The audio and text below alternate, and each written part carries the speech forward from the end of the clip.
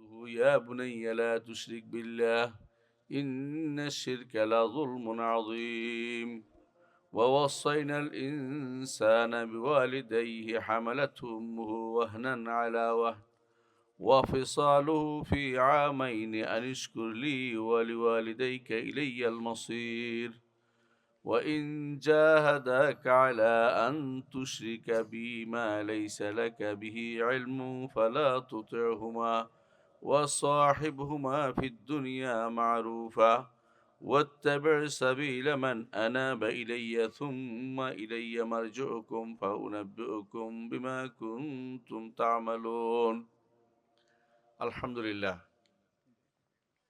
আজকে আমরা এমন এক প্রত্যন্ত অঞ্চলে এসেছি, আমি চিন্তা করছি যে এই জায়গায় কোনোদিন আসিনি, সত্যি সত্যি। তবে আলহামদুলিল্লাহ এত রাত পর্যন্ত আমাদের ভাইরা বসে আছে, এটা আমার জন্য একটা সৌভাগ্যের বিষয়। আলহামদুলিল্লাহ, বলে আলহামদুলিল্লাহ। আসলে দেখুন, এই মজলিসগুলোতে যারা বসে এরা আল্লাহর রহমত প্রাপ্ত হয়। এটা আমার কথা না, রাসূলুল্লাহ সাল্লাল্লাহু আলাইহি ওয়াসাল্লাম বলেছেন যে সেখানে রহমত নাজিল হয়, সাকিনা নাজিল হয়, প্রশান্তি নাজিল হয়। আর আল্লাহ তাআলা তার কাছে যারা আছে তাদের কাছে আমাদের কথা স্মরণ করেন। আল্লাহর কাছে কারা আছে? ফেরেশতারা। এই ফেরেশতাদের কাছে তিনি আমাদের কথা আলোচনা করেন। দুনিয়ার বুকে আমরা যত কাজই করি, আল্লাহ যদি কোনো আমাদের আলোচনা না করেন তাহলে সেটা কিন্তু বৃথা চলে যাবে। আল্লাহ যদি কোনো তিনি যদি কোনো আমাদের কথা কবুল করেন, তিনি আলোচনা করেন। আল্লাহ ওয়াদা করেছেন, ফাযকুরুনি আযকুরকুম, আমাকে স্মরণ করো আমি তোমাদের স্মরণ করব। আল্লাহকে স্মরণ করতে হবে, এটা গুরুত্বপূর্ণ একটি কাজ। দুনিয়ার প্রত্যেকটি মাজলিস হাসরের দিন আফসোসের কারণ হবে যদি আল্লাহ স্মরণ না থাকে। এটা রাসূলুল্লাহ সাল্লাল্লাহু আলাইহি ওয়াসাল্লাম বলেছেন, যদি কেউ বসছে ওখানে কিন্তু আল্লাহ স্মরণ ছিল না তাহলে বেহুদা বসা, আফসোসের কারণ হবে হাসরের দিন। কিন্তু আলহামদুলিল্লাহ আমাদের এই বসাটা পুরোটাই হচ্ছে আল্লাহকে স্মরণ করার জন্য বসা। আলহামদুলিল্লাহ আমরা জিকির করি, ওই জিকিরটা যে জিকিরটা আল্লাহ কোরআন এবং তার রাসূল তার হাদিসে বলেছেন, এর বাইরে নিজের বানানো কোনো জিকির আমরা করি না। আমরা ওই জিকিরটা করি যে জিকিরটার আল্লাহ তাআলা পছন্দ করেন। আমাদের জিকিরগুলি হচ্ছে, জিকির অর্থ হচ্ছে আল্লাহকে স্মরণ করা। এখানে বসে আল্লাহকে স্মরণ করি, আল্লাহর কথা শুনি, আল্লাহ রসুলের কথা শুনি, কোরআনের কথা শুনি, ইসলামের কথা মানি। এগুলি হচ্ছে আমাদের জন্য স্মরণ। এই স্মরণটাই রাসূলুল্লাহ সাল্লাল্লাহু আলাইহি ওয়াসাল্লাম চেয়েছেন। সারাদিন যদি আপনি কোরআন তেলাওয়াত করেন কিন্তু কোরআনের বিপরীতে আমল করেন তাহলে কিন্তু কোনো লাভ নাই। কথা বুঝছেন কিনা? আল্লাহ তাআলা কোরআনে কারীম বলেছেন যে তোমরা ইহুদীদের সম্পর্কে বলেছেন, এরা কি করে? এরা গাধার মতো। আল্লাহ উদাহরণ দিয়েছে গাধার মতো। ইয়াহমিলু আসফারা, অনেক কিছু পিঠের উপর বহন করে কিন্তু কিছুই বুঝে না। আমরা কোরআন পাঠ করি কিন্তু কোরআনের অর্থ বুঝি না বলেই হেদায়েত নিতে পারি না। এই মজলিসগুলো আমাদেরকে কোরআন সম্পর্কে জানাবে, আয়াত সম্পর্কে জানাবে, আল্লাহর আয়াত সম্পর্কে, হাদিস সম্পর্কে জানাবে। এজন্য এই মজলিসগুলো আমাদের জন্য হেদায়েতের জায়গা, যেখান থেকে ইনশাআল্লাহ আমরা হেদায়েত লাভ করতে পারবো ইনশাআল্লাহ। এই মজলিসে যারা বসেছেন এখন আমাকে ভালোবেসে বসেছেন। আমাদের আব্দুল মজিদ ছিল একটু আগে, তাকে ভালোবেসে আপনারা বসছেন। এই যে এই ভালোবাসাটা হচ্ছে আল্লাহর জন্য ভালোবাসা। আল্লাহর জন্য যে ভালোবাসা হবে এটা একাল ওকাল থাকবে, বুঝছেন কিনা? এখানে ভালোবাসছেন, পরকালে ফল পাবেন। আমার নবী বলেছেন, যারা পরস্পর আল্লাহর জন্য ভালোবেসেছে তারা হাসরের দিন নূরের মিম্বরের উপর থাকবে। নূরের মিম্বর উপর থাকবে। নূরের মিম্বর কিরকম যে আল্লাহ জানে। নূরের মিম্বর, তার উপরে মানুষ থাকবে। নূরের মিম্বর, তার উপরে মানুষ থাকবে। কত বড় মিম্বর আর কত বড় জায়গা যেখানে আল্লাহ তাআলা মানুষদেরকে রাখবেন সেদিন। এটা ওই ব্যক্তিদেরকে দিবেন যারা আল্লাহর জন্য একে অপরকে ভালোবাসছে। তো আল্লাহর জন্য যারা ভালোবাসবে, আল্লাহর জন্য যারা ভালোবাসবে, এটা কোনোদিন বৃথা যাবে না, এটা কাজে লাগবে। আমরা যারা এখানে বসে আছি শীতের মধ্যে এত রাত পর্যন্ত শুধুমাত্র আল্লাহর জন্য ভালোবাসছি একে অপরকে, এটা ইনশাআল্লাহ আখিরাত পর্যন্ত যাবে। দুইটা জিনিস আছে, একটা হচ্ছে আল্লাহর জন্য ভালোবাসা, একটা আল্লাহর সাথে কাউকে ভালোবাসা। আল্লাহর জন্য ভালোবাসা, যেমন আপনি যে দান করছেন, আল্লাহকে ভালোবেসে দান করছেন। ইন্নামা নুতঈমুকুম লিওয়াজহিল্লাহ লা নুরিদু মিনকুম জাযাআন ওয়ালা শুকুরা। আল্লাহ তাআলা বলছেন যে এরা যখন খাওয়ায়, এরা যখন দান করে তখন আল্লাহর চেহারা দেখার জন্য। লা নুরিদু মিনকুম জাযাআন ওয়ালা শুকুরা। আমরা কোনো প্রতিদান চাই না, শুকরিয়া চাই না।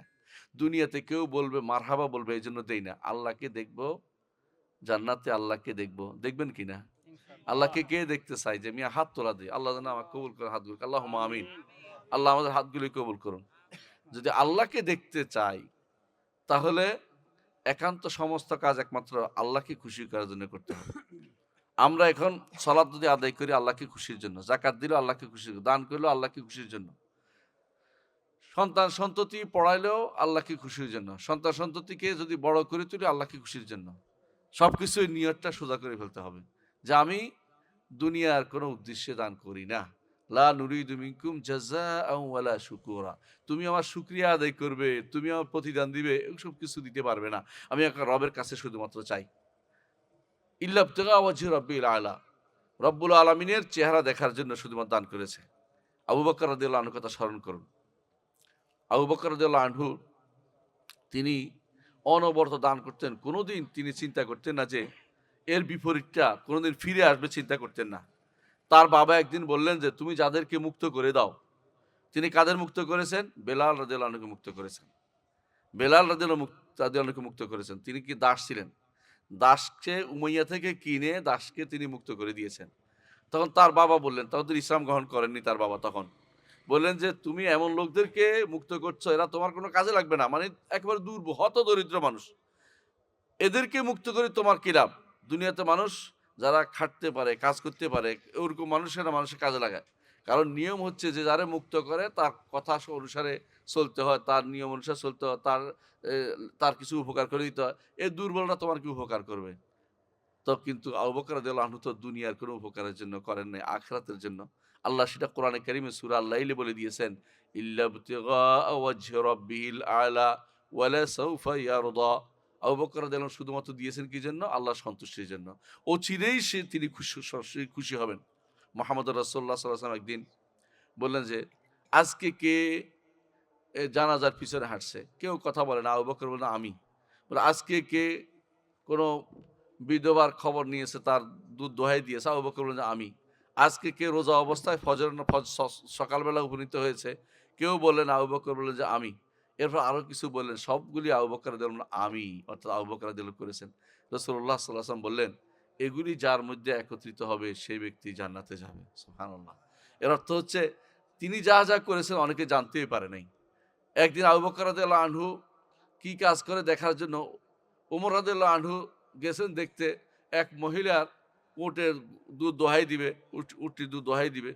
দেখে যে আগে একজনের সেরে চলে আসছে। ওমর রাদিয়াল্লাহু আনহু যায়া দেখে যে কাজ হয়ে গেছে। বলে এক লোক এসে এর আগে দোহাই দিয়ে চলে গেছে। অর্থাৎ তারা কেউ কাউকে জানাতেন না কোন কামটা যে কে করে ফেলছে, কেউ কাউকে বলতেন না। এত গোপনে কাজ করে ফেলতেন। রাসূলুল্লাহ সাল্লাল্লাহু আলাইহি ওয়াসাল্লাম বলেছেন, আরশের নিচে ওই ব্যক্তি ছায়া পাবে যে ব্যক্তি এমন কাজ করেছে, তার দান করেছে ডান হাত জানতে, বাম হাত জানতে পারে ডান হাত কি দান করেছে। এইভাবে দান করেছে। তাই বলে আমি বলছি না যে আপনি মানুষকে উৎসাহ দেওয়ার জন্য দিতে পারবেন না, জানেন দিতে পারবেন। কিন্তু উত্তম হচ্ছে যে একেবারে খালেস, কাউকে বলে নাই। আল্লাহর কাছে রেখে দিয়েছে, আল্লাহ একান্তে দিলাম, আপনি এটা কবুল করুন। এই ব্যক্তিরা হচ্ছে একমাত্র খালেস কাজ করে। লিওয়াজহিল্লাহ, আল্লাহর চেহারা দেখবে বলে তারা এই কাজগুলি করে। আল্লাহ তাআলা কোরআনে কারীম আমাদেরকে এইজন্য প্রতিটি কাজে আল্লাহকে সন্তুষ্ট করার নিয়ত করার জন্য আমাদেরকে বলেছেন। আপনি যাই করেন, সন্তানদেরকে পড়াবেন, স্বামীর খেদমত করবেন, স্ত্রীকে কিনে জিনিসপত্র কিনে দিবেন, পরিবার গঠন করবেন, বাড়ি করবেন, গাড়ি করবেন, যাই করেন, চিন্তা করুন যে আমার এই প্রতিটা কাজ যেন আল্লাহর জন্য হয়। আল্লাহ যেন সেটা কবুল করে। সবসময় এটাই দোয়া করবেন আল্লাহ যেন কবুল করে। রব্বানা তাকাব্বাল মিন্না ইন্নাকা আনতাস সামিউল আলিম। আপনারা জানেন ইব্রাহিম আলাইহিস সালাতু ওয়াস সালাম কাবা নির্মাণ করেছেন। কাবার চেয়ে সম্মানিত ঘর পৃথিবীতে আছে? আছে? নাই। কাবা নির্মাণ করতেছেন, অহংকার করছেন না। কাবা নির্মাণ করছেন আর বলছেন, রব্বানা তাকাব্বাল মিন্না ইন্নাকা আনতাস সামিউল আলিম। হে আমাদের রব, কবুল করুন আমাদের থেকে। কে? দুইজন। ওয়াইজ ইয়ারফাউ ইব্রাহিমুল কাওয়াইদা মিনাল বাইতি ওয়া ইসমাঈল। দুই বাপ বেটা দুইজনে মিলে আল্লাহর ঘর উঠেছে। কেউ নাই ওখানে। কেউ নাই, দুইজনে মিলে আল্লাহর ঘর উঠেছে। কারণ এই প্রান্তরে কেউ ছিল না তখন। তিনি এসে শুধুমাত্র তার সন্তান ইসমাইলকে রেখে গেছেন একবার, তার মা সহ। পরের বার এসে দেখেন যে একটু বড় হয়েছে। তারপর তিনি বললেন যে এখানে ঘর উঠাবো আমি, আমাকে তুমি সাহায্য করো। ইসমাইল ইট নিয়ে আসছিলেন, এই ইট মানে বড় বড় পাথর নিয়ে আসছেন। আর ইব্রাহিম আলাইহিসসালাম তিনি ঘর নির্মাণ করেছেন। এই ঘর নির্মাণের সময় যে ইটের উপর দাঁড়িয়ে দাঁড়িয়ে ঘর বানাইছেন, সেই ইটের দাগাটা এখন যারা হাজি সাহেবরা গেছেন, ইব্রাহিম আলাইহিসসালামের পায়ের দাগ এখনো সেখানে আছে। এটা দিয়ে আমাদের ইতিহাস ঐতিহ্যে স্পষ্ট প্রমাণ যেটা রয়ে গেছে, এখনো সেটাকে বাদাই করে রাখছে কাবার সামনে, আপনারা দেখেছেন। এখানে দাঁড়িয়ে তিনি যখন কাবা নির্মাণ করছেন তখন দোয়া করছিলেন, রব্বানা তাকাব্বাল মিন্না ইন্নাকা আনতাস সামিউল আলিম। আল্লাহ কবুল করেন আমাদের থেকে, আপনি তো সবকিছু শুনেন, সবকিছু জানেন, আমাদের অন্তরের খবর জানেন। আমি কষ্ট এই কাজটা করছি আপনার নির্দেশ পালনার্থে। রব্বানা ইন্নানি আসকানতু মিন যুররিয়্যাতি বিওয়াদিন গায়রি জি যারইন ইনদা বাইতিকাল মুহাররম রব্বানা লিয়ুকিমুস সালাহ। দোয়া করতেছেন, আল্লাহ এই যে বিরান ভূমিতে আমি আমার সন্তানকে রেখে যাচ্ছি, যেন তারা সলাত আদায় করে। দেখছেন তো কিভাবে দোয়া করতেছে, এবং বলছে দোয়া করতেছে ভবিষ্যতের দোয়া, যে আল্লাহ এদের মধ্যে একজন নবী পাঠান, যে নবী মানুষদেরকে পবিত্র করবে, হিকমতের কথা শিক্ষা, ইলম শিক্ষা দিবে। অর্থাৎ মুহাম্মদুর রাসূলুল্লাহ সাল্লাল্লাহু আলাইহি ওয়াসাল্লামের দোয়া তিনি অগ্রিম করেছেন। সন্তান এখানে কিছুই না, কোন দিন সন্তান বড় হবে তার খবর নাই। দোয়া করতেছেন অনেক দূরদর্শী দোয়া, যে সন্তান তো বাঁচবেই, বরং সন্তানের বংশধর হবে। এই বংশধর মক্কাতে থাকবে এবং বিশাল আকার ধারণ করে চতুর্দিক থেকে লোকেরা আসবে। এই বংশধরের মধ্যে একজন একজন নবী আসবেন, যিনি জগৎ বিখ্যাত হবেন। আল্লাহ তাআলা মুহাম্মদুর রাসূলুল্লাহ সাল্লাল্লাহু আলাইহি ওয়াসাল্লাম সেই বংশে পাঠিয়েছেন। সুবহানাল্লাহ। চিন্তা করেন কিভাবে দোয়া করেছেন, আল্লাহ যেন কবুল করে। যদি আপনি সারাদিনও আমরা আমরা আপনার কাজ করি, সালাত আদায় করি, আল্লাহ যদি কবুল না করেন তাহলে কিছুই হবে না। এজন্য সবসময় দোয়া করবেন আল্লাহ যেন কবুল করে। আমাদের সালাফদের মধ্যে অনেকেই বলতেন যে যদি আমি জানতাম যে আল্লাহ আমার একটা সাজদা কবুল করেছে, তাহলে আমি আনন্দে উড়ে যেতাম। কারণ আল্লাহ বলেছেন, ইন্নামা ইয়াতাকাব্বালুল্লাহু মিনাল মুত্তাকিন। আল্লাহ শুধু মুত্তাকিদের থেকে কবুল করে। যার অন্তরে তাকওয়া দেখেন তারটা কবুল করেন। অন্তরের মধ্যে অহংকার থাকলে আল্লাহ সেটা নেন না। এজন্য দান করে খোঁটা দিতে পারবেন না। লা তুবতুলু সাদাকাতিকুম বিল মান্নি ওয়াল আদা। কষ্টও দিতে পারবেন না, খোঁটাও দিতে পারবেন না। দান করছেন আল্লাহকে খুশির জন্য। আল্লাহকে খুশির জন্য দান করলে কোনোদিন মনে কষ্ট আসবে না। আমি আল্লাহর জন্য দিয়েছি। ওই বেটা আপনার কথা পরে শোনে নাই, আপনাকে সহযোগিতা করে নাই, আপনার জন্য এগিয়ে আসে নাই, আপনার মনে কষ্ট হবে না। কারণ আপনি তো আল্লাহকে খুশি করার দিয়েছেন। ওই ব্যক্তিকে দিছেন কেন? আল্লাহ দিতে বলেছে এইজন্য। ওই লোকের সাথে আপনার কোনো প্রাপ্তি নাই। এটা আপনাকে মনে রাখতে হবে। কিন্তু তাকওয়া কিভাবে পাবেন? মুত্তাকি কিভাবে হবেন? কি কাজ করলে আপনার সব আমল কবুল হবে? কি কাজ করলে আপনার কবুলের ক্ষেত্রে কোনো সমস্যা হবে না? ১ নম্বর কাজ হচ্ছে আল্লাহর সাথে শরিক করা যাবে না। আল্লাহর সাথে অংশীদার করা যাবে না। লোকমান তার সন্তানকে ওসিয়ত করছে। আচ্ছা, সন্তানকে ওসিয়ত কেন করে বলেন? মানে জীবনের শেষ মুহূর্তে সবচেয়ে ভালো কাজ যেটা করার দরকার, এটা মানুষে বলে যায় সন্তানকে। সারা জীবনের অভিজ্ঞতা সন্তানকে শেয়ার করে। কারণ সন্তানকে তার কলজার টুকরা। বেশি ভালোবাসে। বেশি ভালোবাসে এইজন্য সব ভালো কথাগুলি তাকে বলে যায় যে এইটা করতে হবে, এটা করতে হবে, এটা করতে হবে। সারা জীবনের হিকমত জমাইয়া, সারা জীবনের প্রজ্ঞা জমিয়ে, সারা জীবনের নেক কথা জমিয়ে সন্তানকে বলে গেছে যে একটা কাজ কখনো করো। অনেকগুলি কাজের কথা বলছেন। প্রথম করছেন লা তুশরিক বিল্লাহ ইন্না শিরকা লাযুলমুন আযীম। আল্লাহর সাথে শরিক করিও না। আল্লাহর সাথে শরিক করা হচ্ছে সবচেয়ে বড় জুলুম। আল্লাহ আপনাকে সৃষ্টি করেছেন, ঠিক না? আল্লাহ আপনার রিজিক আল্লাহ দেয় না? না আর কেউ দেয়? যদি আপনাদের ক্ষেতে রিজিক না হয়, আপনি কি রিজিক তৈরি করতে পারবেন? আপনি কি একটা দানা তৈরি করতে পারবেন? একটা দানা তৈরি করার ক্ষমতা আছে? নাই। আপনি যদি পানি না দেয়, আপনি কি পানি পাবেন? পানি না দিলে পানি পাবেন না। আল্লাহ তাআলার পক্ষ থেকে সবকিছু দেওয়ার কারণে, এত কিছু দেওয়ার কারণে আপনি কিন্তু সব জীবন ধারণ করতে পারছেন। আল্লাহ আপনাকে সৃষ্টি করেছেন, জীবন দিয়েছেন। আল্লাহ আপনাকে রিজিকের ব্যবস্থা করেন। তিনি আপনার মালিকও। তিনি আপনার সবকিছু পরিচালনা করেন। কোনো গাউস নাই, কোনো কুতুব নাই। আশেপাশে আপনাদের সমাজ ভালো, আশেপাশে অনেক সমাজে আছে যারা শিরিক করে বেড়াচ্ছে। এই যে কুতুব গাউস নিয়ে বিশ্বাস করে সে ব্যক্তির ঈমান নাই, মনে রাখবেন। কারণ আল্লাহ ছাড়া কেউ জগতের কেউ কিছু পরিচালনা করে না। এটা বিশ্বাস করতে হবে। আল্লাহর ফেরেশতারা আল্লাহর নির্দেশে শুধুমাত্র নেমে আসে। তারপরে আবার তারা উপরে চলে যায়। কারণ তাদের জায়গা হচ্ছে আসমানে, আমাদের জায়গা হচ্ছে জমিনে। কথা বুঝাতে পারছি? ফেরেশতারা কোথায় থাকে? আসমানে। আর আমরা থাকি জমিনে। দুনিয়াতে তারা আসে, আবার উপরে চলে যায়। কখন আসে? লাইলাতুল কদরে একেবারে ঘন হয়ে নামে। লাইলাতুল কদরে ঘন হয়ে নামে। আবার লাইলাতুল বরাতে নামে, বিশ্বাস করি না। বরাতে আসলে কিছু হয় না। লাইলাতুল বরাত নামে আসলে কোনো কিছু আসে নাই। আমাদের সমাজে একটা মিথ্যাচার চলছে। সেটা কি? লাইলাতুল বরাত, বরাত শব্দ ফার্সি শব্দ। বরাত যদি আরবি করা হয় তো কদর। তো এরা কি করছে? ফার্সি এবং আরবি একসাথ করে ফেলছে। এখন হয়ে গেছে লাইলাতুল বরাত। আসল দরকার ছিল লাইলাতুল কদর। ওই রাত্রিতে ফেরেশতারা নাজিল হয়, আল্লাহ বলছে। কি বলেছেন আল্লাহ তাআলা? যে রূহ, ইউনাজ্জিলুর রূহ, আর রূহ নাজিল হয় এবং ফেরেশতারা নাজিল হয়। মিন কুল্লি, আমার প্রত্যেকটা জিনিস নিয়ে নাজিল হয় এবং খুব ঘন আকারে নাজিল হয় সেদিন। সেদিন সারা পৃথিবীতে ফেরেশতারা নাজিল হয়। আবার তারা উপরে চলে যায়। একদল ফেরেশতা সকালে আসে প্রতিদিন। এসে দোয়া আপনার সাথে সময় কাটায়। এরা আসরের পরে আবার উঠে চলে যায়। আল্লাহ তাআলা জিজ্ঞাসা করেন, তোমরা আমার বান্দাদেরকে কি অবস্থায় পেয়েছ? বলছে, গিয়েছিলাম তারা সালাত আদায় করছে। আসছি তারা সালাত আদায় করছে। আল্লাহ তাআলা তখন বলেন, উশহিদুকুম আন্নী কদ গফারতু লাকুম, তোমাদেরকে সাক্ষী রেখে বলছি আমি তাদেরকে ক্ষমা করে দিলাম। আল্লাহু আকবার। বুঝছেন তো? আপনি যদি ফজর এবং আসর যদি ঠিক জামাতে পড়তে পারেন, তাহলে বুঝবেন যে ফেরেশতারা শরীক হচ্ছে। কারণ আল্লাহ তাআলা কোরআনে কারীম বলছেন, ইন্না কুরআনাল ফাজরি কানা মাশহুদা, ফজরের সময়ে যে কোরআন পাঠ হয় এই সময় ফেরেশতারা হাজির হয়ে যায় এবং তারা উঠে যায় আমলনামা আল্লাহর কাছে দিয়ে আমল পেশ করে। এর অর্থ হচ্ছে আপনি যে অবস্থায় আছেন এই অবস্থা কিন্তু আল্লাহর কাছে আল্লাহ জানেন, তারপরেও ফেরেশতারা যায় পেশ করে। আল্লাহ সব জানেন। তারপরেও আল্লাহ তাআলা সাক্ষী বানাতে চান। আল্লাহ চান যেন তার বান্দাদের জিনিস দিয়ে, যারা যে ইবাদত করে এটা দিয়ে তার ফেরেশতাদের কাছে তিনি গর্ব করবেন। তিনি বলবেন যে, আমার বান্দারা দেখো আমার বান্দারা কি করছে? ইবাদত করতেছে। তোমরা তো বলেছিলে দুনিয়ার বুকে এরা ফিতনা করবে, ফাসাদ করবে, দুনিয়ার বুকে হত্যা করবে একে অপরকে। দেখো এরা কিন্তু ইবাদত করছে। আল্লাহ তাআলা পছন্দ করেন। তিনি গর্বকারী, কারণ গর্ব তার ভূষণ। আর তিনি অহংকার করেন, কারণ অহংকার তার হচ্ছে চাদর। যদি কেউ দুইটা নিয়ে টানাটানি করে আল্লাহ তাকে শাস্তি দিবেন। মুহাম্মদুর রাসূলুল্লাহ সাল্লাল্লাহু আলাইহি ওয়াসাল্লাম বলেছেন, আল্লাহ তাআলা হাদিসে কুদসিতে বলেছেন। সুতরাং আল্লাহ তাআলা তিনি করতে পারেন।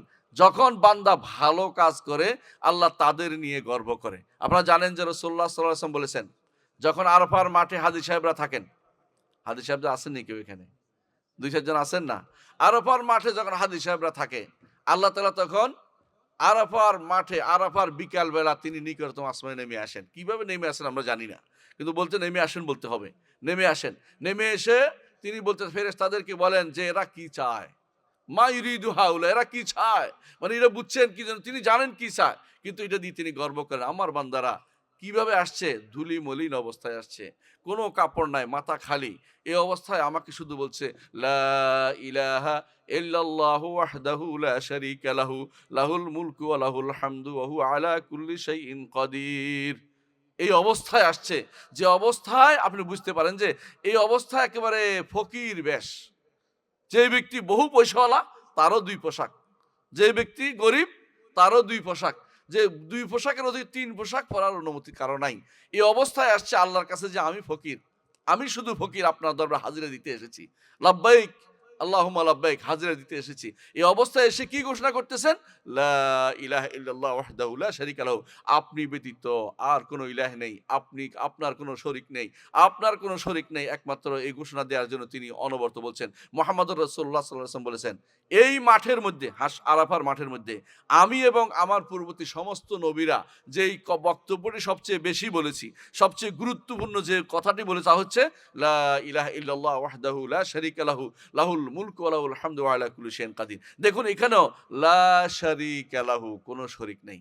ঈমানদারের জন্য কোনোদিন কোনো কিছুতে শরীক করে না। সে সবসময় বলে, নেয়ামত পালে বলে আল্লাহ তাআলা দিয়েছে, আলহামদুলিল্লাহ। বলে না অমুকে দিছে, অমুকে দিছে, অথবা অমুকের প্রশংসায় পঞ্চমুখ হয়ে যায় না, বলে আল্লাহ দিছে। অমুকে আল্লাহ অমুকে আমার কাজের জন্য সহযোগিতা করেছে, আল্লাহ তাকেও সহযোগিতা করেছে আমার জন্য কাজটা করার জন্য, নইলে সেও আমার কাজ করতে পারতো না। আল্লাহ তাকে মঞ্জুর করেছে আমার কাজটা করে দেওয়ার জন্য।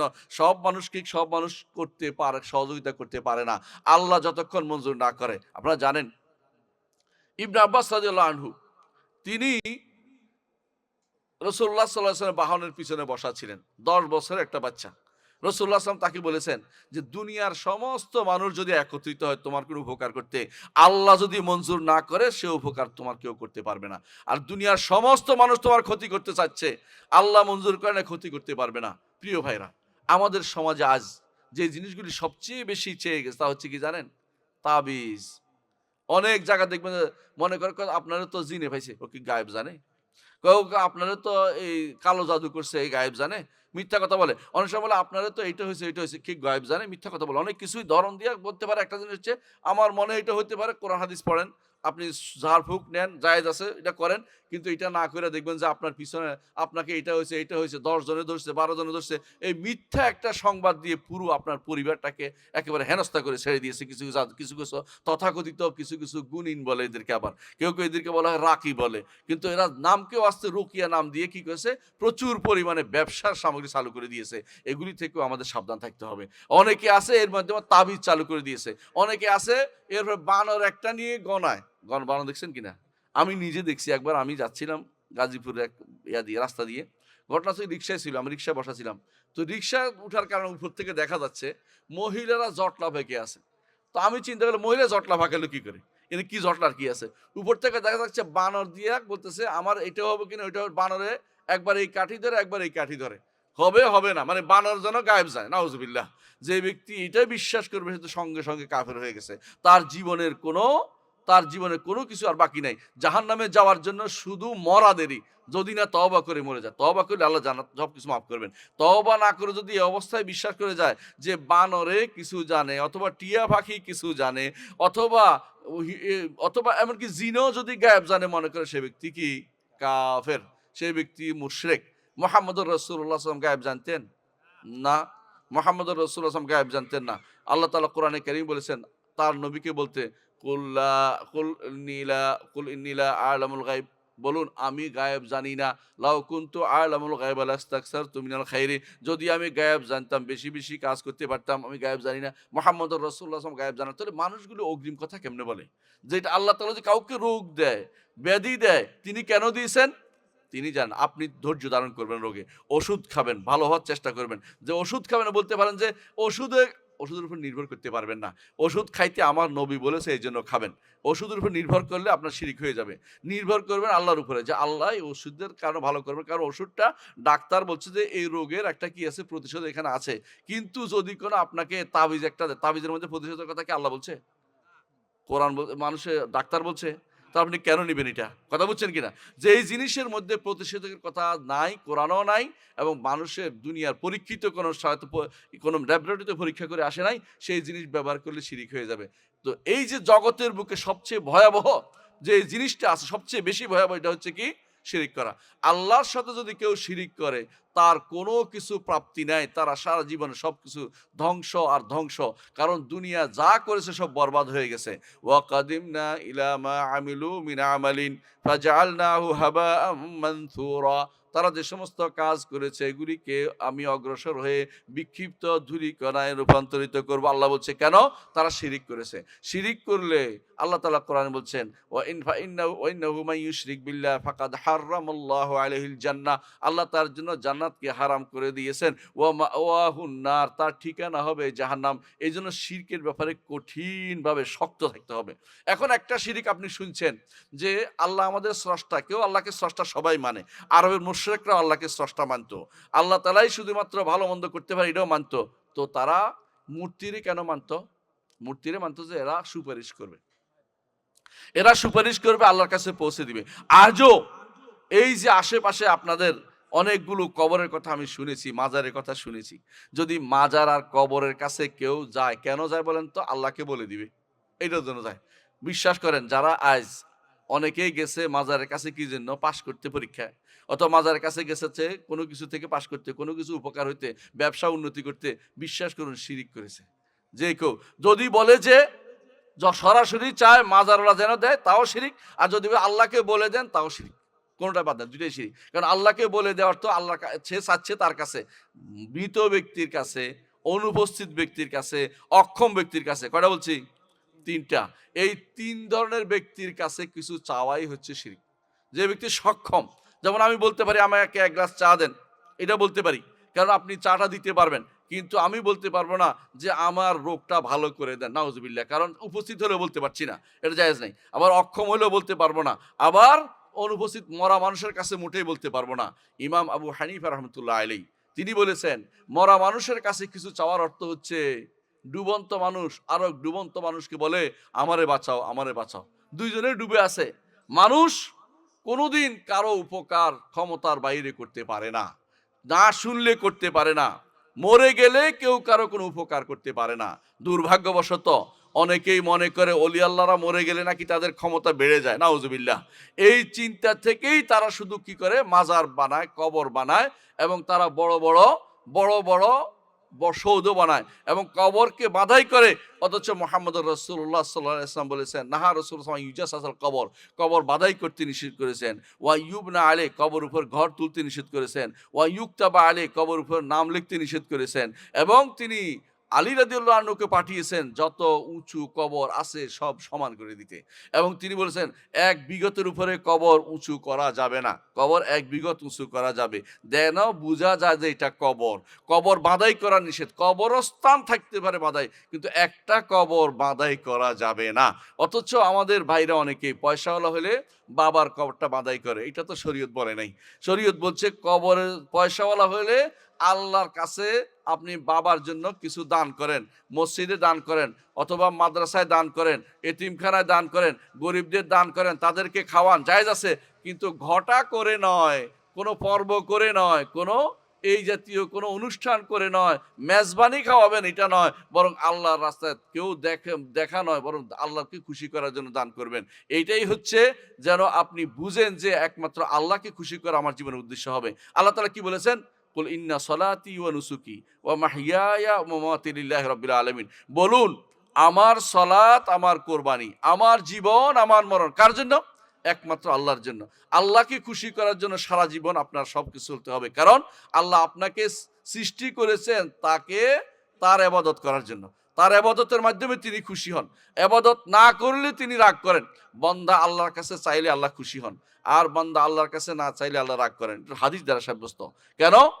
আল্লাহ দেয়ার জন্য আছেন, আপনি না চাইলে তিনি খুশি হন না, তিনি মনে করেন সে অহংকারী। আল্লাহ তাআলা কোরআনে কারীম বলেছেন, ওয়াকালা রাব্বুকুম উদউনি আস্তাজিব লাকুম ইন্নাল্লাযীনা ইস্তাকবিরুনা আন ইবাদাতি সায়াদখুলুনা জাহান্নামা দাখিরিন। আল্লাহ তাআলা বলছেন, ওয়াকালা রাব্বুকুম, তোমাদের রব বলছেন, উদউনি আস্তাজিব লাকুম, আমাকে ডাকো, আমি তোমাদের ডাকে সাড়া দিব। ইন্নাল্লাযীনা ইস্তাকবিরুনা আন ইবাদাতি সায়াদখুলুনা জাহান্নামা দাখিরিন, যারা আমার ইবাদত করতে অহংকার করে, অর্থাৎ আমার কাছে না চায়, সায়াদখুলুনা জাহান্নামা দাখিরিন, জাহান্নামে তারা নিকৃষ্ট অবস্থায় তারা প্রবেশ করবে। এর অর্থ হচ্ছে আল্লাহর কাছে আমাদের চাওয়াটাই হচ্ছে, আল্লাহ যত চাইবো আল্লাহ তত বেশি খুশি হবেন। আর আমাদের সমাজে প্রচলিত আছে আমি চাইলে কি আল্লাহ শুনবে নাকি? নাউজুবিল্লাহ। আমি চাইলে আল্লাহ শুনবে, আল্লাহ দিবেন। আল্লাহ তাআলা বলছেন কোরআনে কারীমে, ওয়াইজা সাআলাকা ইবাদি আন্নী ফাইন্নী করিব উজিবু দাওয়াতাদ দাঈ ইযা দাআন। আমার বান্দা যখন আমার সম্পর্কে জিজ্ঞাসা করে, আপনি বলেন যে আমি নিকটে, যখনই আমার কাছে চাইবে তখনই আমি তাকে দিব, শুনবো। অর্থাৎ তার ডাকে সাড়া দেওয়ার জন্য তিনি নিকটে। তিনি আরশের উপর থেকেও আপনার নিকটে, কারণ তিনি আপনার ডাক শুনতে পান। তিনি তার থেকে কোনো কিছু দূরে নয়, একেবারে মাটির নিচে যেটা আছে সেটাও তার থেকে কাছে, কারণ তিনি বড় সত্তা, আর এগুলি সবই ক্ষুদ্র সত্তা। ক্ষুদ্র সত্তাগুলি বড় সত্তার সবচেয়ে কাছেই থাকে, এগুলি দূরে যেতে পারে না। সুতরাং তিনি আরশের উপর থেকেও আপনার নিকটে। আপনি মুখ থেকে বলতে দেরি, আল্লাহ তাআলা শুনতে দেরি হয় না। আল্লাহ তাআলা কোনো কিছু এত শত শত আওয়াজের মাঝে তার আল্লাহর কাছে চাইলে আল্লাহর কোনো অসুবিধা হয় না। একসাথে আমরা সবাই আল্লাহর কাছে চাই না? সালাতের মধ্যে কি চাই? আলহামদুলিল্লাহি রাব্বিল আলামিন আর রহমানির রহিম মালিকি ইয়াউমিদ্দিন। সবাই বলে, পৃথিবীর বহু মানুষ বলছে একসাথে। আল্লাহ তাআলা কারো শব্দ শুনতে কোনো অসুবিধা হয় না। আমরা কি করি? একজন থামেন, আমি ওর কথা শুনি। আল্লাহ তাআলা একসাথে সবার কথা শুনতে পান। কারো শব্দ কারোর জন্য তার অসুবিধা হয় না। আপনি শুধু আল্লাহর কাছে চাইবেন, তিনি খুশি হবেন। তার কাছে শুধু চাইবেন, এটাই ইবাদত হবে। তার কাছে চাইলেই ইবাদত, না চাইলে আপনি অহংকারী বিবেচিত হবেন। এই জন্য আল্লাহর কাছে চাইবেন, যখনই চাইবেন আল্লাহর কাছে চাইবেন। ইজা সাআলতা ফাসআলিল্লাহ ওয়া ইজা ইসতাআনতা ফাসতাইন বিল্লাহ। যখন আপনি চাইবেন আল্লাহর কাছে চাইবেন, যখন আল্লাহর সাহায্য চাইবেন কোনো কিছুর জন্য আল্লাহর কাছে চাইবেন। দুনিয়ার কেউ আপনার কোনো কিছু আল্লাহ মঞ্জুর না করলে দিতে পারবে না। এজন্য আল্লাহর কাছে চাইবেন, আল্লাহ ব্যবস্থা করে দিবেন। আল্লাহ ব্যবস্থা করে দিবেন। কাকে কিভাবে আপনার জন্য মঞ্জুর করাবেন আল্লাহ তাআলা জানেন। আপনি শুধু আল্লাহর কাছে আল্লাহ আপনি ব্যবস্থা করে দেন। অনেক মানুষ আছে বিপদে পড়ে আছে, সেজদায় পড়ে গেছে, আল্লাহ তাআলা এমন ব্যবস্থা করে দিয়েছেন আপনি কল্পনাও করতে পারবেন না। ঠিক একই টাইমে আল্লাহ তাআলা অন্য মানুষকে দিয়ে তার ব্যবস্থার কাজটা করে দিয়েছে। আর মানুষের পিছনে দৌড়ান, আল্লাহ মঞ্জুর করে নাই, মানুষ আপনাকে অপমানিত করবে, আপনি অপমানিত হবেন, কিন্তু কোনো কাজ হবে না। এই জন্য যখনই কিছু চাইবেন আল্লাহর কাছে চাইবেন। এই জন্য মনটা কার সাথে সম্পৃক্ত করবেন? আল্লাহর সাথে সম্পৃক্ত করবেন। ভয় করবেন কাকে? আল্লাহকে। তাই বলকে বাঘের ভয় করবেন না, বাঘেরও ভয় করবেন। কিরকম ভয় করবেন? সামনাসামনি পড়ে গেছে দেখে ভয় করবেন, কিন্তু বাঘের ভয়ে মরে যাইতে পারবে না ঘরের ভিতরে। কিন্তু আল্লাহর ভয়ে, মানে যেটা সামনাসামনি ভয় দেখাচ্ছে কেউ অস্ত্র দিয়ে, এই ভয় পাইতেই পারে, এটা সমস্যা নেই। কিন্তু অন্তরের যে ভয়টা, গোপন ভয়টা, একমাত্র আল্লাহকে করতে হবে, আর কাউকে করা যাবে না। আপনি গোপন ভয় যদি মনে করেন কবর পার দিয়ে যাওয়ার সময়, বাপ রে কত গরম কবর, এটা এই কবরে আমারে আজকে রাতে বোধহয় শেষ করে দিবে, অথবা একটা সাপ দৌড়াইছে, সাপ মারার কারণে রাতের বেলা সাপে এসে আজকে আমার মেরে ফেলে, সুতরাং সাপকে খুশি করার জন্য কিছু একটা দিয়ে যায়। এইটা হচ্ছে শিরক, এটা করা যাবে না। গোপন ভয় করা যাবে না। গোপন ভয় একমাত্র কার জন্য? আল্লাহর জন্য। প্রকাশ্য সামনে কেউ লাঠি দিয়ে মার দিতে আসে, ভয় না করলে আপনি মরে যাবেন না, মরে যাবেন, শুধু তার এটা তো দৌড় দিবেন। ঠিক আশা করবেন, একান্ত আশা কার কাছে করবেন? আল্লাহর কাছে। এই আশা আর কারো কাছে করতে পারবেন না। ভরসা কার উপর করবেন? আল্লাহর উপর। দুনিয়ার কারো উপরে আপনার ভরসা থাকতে পারবে না। যদি আপনি কারো উপরে সামান্যতম ভরসা করেন, এইটাই শিরক হয়ে যাবে। যবে কার নামে করবেন? আল্লাহর নামে করবেন। দুনিয়াতে কারো নামে যদি জব হয়ে যায়, শিরক হয়ে যায়। মাজারে টাকা দিলে শিরক হয়ে যায়, কারণ মাজারওয়ালাকে খুশি করার জন্য টাকা দিচ্ছেন। সত্য কিনা? একটা টাকা দিলে আপনি মুশরিক, আপনি চিরস্থায়ী জাহান্নামী, যদি না তওবা করে আবার ফিরে আসেন। কথা বুঝছেন কিনা? আপনি যদি মনে করেন যে অমুক পুকুরের পানি, অথবা অমুক হুজুরের দৃষ্টি, অথবা এইটার কারণে আমার এইটা ভালো হয়ে যাবে, তাহলে আপনি কাফের হয়ে গেছেন, ঈমানদার থাকেননি, মুশরিক হয়ে গেছেন। কারণ এটা শুধুমাত্র আল্লাহ তাআলার, আর কেউ এটা করতে পারে না। ভালো মন্দ করার মালিক আল্লাহ তাআলা। আল্লাহ তাআলা তার নবীকে বলেছেন, কুল ইন্নী লা আমলিকু লাকুম দাররাও ওয়ালা রাশাদা। হে নবী, আপনি বলে দিন, আমি তোমাদের জন্য ভালো কিংবা মন্দ করার ক্ষমতা রাখি না। আমার নবী যেটা পারেন না, আপনাদের কোনো হুজুরও সেটা পারবে না, এটা মনে রাখতে হবে। সুতরাং আল্লাহর সাথে কাউকে শরীক করবেন না। এটা প্রথম ওসিয়ত করেছে প্রথম ওসিয়ত করেছেন কে করেছেন? লোকমান তার সন্তানকে প্রথম ওসিয়ত করেছেন। দ্বিতীয় ওসিয়ত করেছেন, ওয়া ওয়াসাইনাল ইনসানা বিওয়ালিদাইহি, সন্তানকে পিতামাতার প্রতি ভালো ব্যবহার নির্দেশনা দিয়েছেন। সন্তানের পিতামাতার প্রতি কিভাবে ভালো ব্যবহার করে বলেন তো? আল্লাহ তাআলা অন্য আয়াতে বলেছেন, ইম্মা ইয়াবলুগান্না ইনদাকাল কিবারা আহাদুহুমা আও কিলাহুমা ফালা তাকুল লাহুমা উফফিন ওয়ালা তানহারহুমা ওয়া কুল লাহুমা কাওলান কারীমা। পিতামাতার কেউ দুইজন অথবা একজন যদি তোমার কাছে থাকে, বড় হয়, অর্থাৎ জীবিত পাইছো, মরে নাই এখনো, তাহলে তাদের সম্পর্কে খারাপ কথা বলে উফ বলিও না। উফ মানে কি? উফ মানে হচ্ছে এত কথা বলে, কেন বলেন না? আপনার বুড়া মানুষ কত কথা কয়, এটা বলা যাবে না। বুড়া মানুষ কথা বলতে দিতে হবে। উনি বুড়া মানুষ, কথা বলবেন। ওনার আপনার বিরক্ত হওয়া যাবে না, ওয়ালা তানহারহুমা, ধমকও দেয়া যাবে না। তাহলে মারা যাবে? মারা তো বড় দূরের কথা। আপনি কোনোদিন বাবার কথার বিপরীতে কথা বলতে পারবেন না। যদি আল্লাহ বলে দিয়েছেন, ওয়া ইন জাহাদাকা আলা আন তুশরিকা বিমা লাইসা লাকা বিহি ইলমুন ফালা তুতিরহুমা, যদি জোর করে তোমাকে শিরিক করতে বলে, শিরিক করা যাবে না। ওয়া সাহিবহুমা ফিদ দুনিয়া মারুফা, তবে দুনিয়ার বুকে সুন্দর ব্যবহার করে যেতে হবে। বুঝছেন কিনা? আপনার বাবা শিরিক করে কবরে যায়, মাজারে যায়, অথবা পীরের মুরিদ হইছে, আপনার সাথে বলছে যে তুইও চল, বললেন আমি যাব না, এই কাজ আমি করব না। তারপরে বলছে আপনি বলেন যে যেহেতু আপনি শিরিক করেন, আপনাকে খাওয়াবো না, এটা ঠিক না। আপনি দুনিয়ার বুকে সুন্দর ব্যবহার করে যাবেন, তারা খাবার দিবেন। তার বলে আমরা টাকা দিব না, না এটাও করবেন না, আপনি টাকা দিবেন। বলবেন যে মরে গেলে শিরিক অবস্থায় আমি কিন্তু আপনার খাটিয়ে কাজে নিব না, এটা বলে দিবেন সুন্দর করে আস্তে আস্তে। কিন্তু খারাপ ব্যবহার করতে পারবেন না। খারাপ ব্যবহারের মধ্যে এইটাও একটা খারাপ ব্যবহার কি? বাবার সামনে লুঙ্গি ঝাড়বেন। কেন? বাবার নাকের ভিতরে ধুলা ঢুকবে আপনার লুঙ্গির। এইটাও খারাপ ব্যবহার। কথা কি বুঝাতে পারছি? এরকম খারাপ ব্যবহার আপনি করতে পারবেন না। বাবা-মা যত যত রকমের বড় কাফের হোক, তাদের সাথে সবচেয়ে উত্তম ব্যবহার করা আল্লাহ তাআলা কোরআনে কারিমে আমাদেরকে বলেছেন এবং এটা মুহাম্মদুর রাসূলুল্লাহ সাল্লাল্লাহু আলাইহি ওয়াসাল্লাম বলেছেন। উত্তম ব্যবহার কিভাবে করতে হয় দেখেন, মুহাম্মদুর রাসূলুল্লাহ সাল্লাল্লাহু আলাইহি ওয়াসাল্লাম একদিন তিনি মদিনা থেকে আসছেন। আসার পথে মায়ের কবর, তিনি তো তখন ছোট ছিলেন। ৬ বছর বয়সে তার মা মারা গেছে। আপনি জানেন? মনে আছে কোন জায়গায় মা মারা গেছে। সেখানে আসছেন। এসে তিনি সাহাবায়ে কেরামকে নিয়ে কবর জিয়ারত করছেন। কিন্তু আল্লাহ তাকে ক্ষমা প্রার্থনার অনুমতি দেয় নাই। তিনি কেঁদে দিলেন। আল্লাহর কাছে কাঁদলেন এবং বললেন যে, "আল্লাহ, আমার মা, তোমার মা কিন্তু ক্ষমা করো। তোমার মায়ের জন্য ক্ষমা চাইতে পারবে না। কারণ শিরিক অবস্থায় মারা গেছে। ঈমান নিয়ে মারা যায় নাই।" তিনি বললেন, সহিহ মুসলিমের হাদিস, আমি কোনো নিজের থেকে বানাই নাই। সহিহ মুসলিমের হাদিস। তখন রাসূলুল্লাহ সাল্লাল্লাহু আলাইহি ওয়াসাল্লাম বললেন যে, আবকা মান হাওলাহু, সহিহ হাদিস। তিনি নিজে কাঁদলেন। বাকা ও আবকা মান হাওলাহু। নিজে কাঁদলেন, আশেপাশে সবাই কাঁদলো। বললেন যে, "আল্লাহ আমাকে জিয়ারত করার অনুমতি দিয়েছে কিন্তু ক্ষমা প্রার্থনার অনুমতি দেয় নাই।" বুঝা গেল যে মায়ের জন্য তার চোখের পানি বেরিয়েছে, কাঁদছে, সবাই কাঁদছে, কিন্তু তিনি ক্ষমা প্রার্থনা করতে পারেন না শিরিক হওয়ার কারণে। কারণ মা যদি শিরিক ভালো ব্যবহার করেছেন, কিন্তু শিরিক করার কারণে তাকে মাফ করার ব্যবস্থাপনা তিনি নিতে পারেন নাই। আপনার বাবা যদি কোনো অবস্থায় চলে যায়, শিরিক করে, সেটা তার দুনিয়ার কারণে, দুনিয়ার ব্যবহার খারাপ ব্যবহার করতে পারবেন না। আখিরাতের জন্য আপনি ক্ষমা প্রার্থনা করতে পারবেন না। কারণ সে তো শিরিক অবস্থায় মারা গেছে।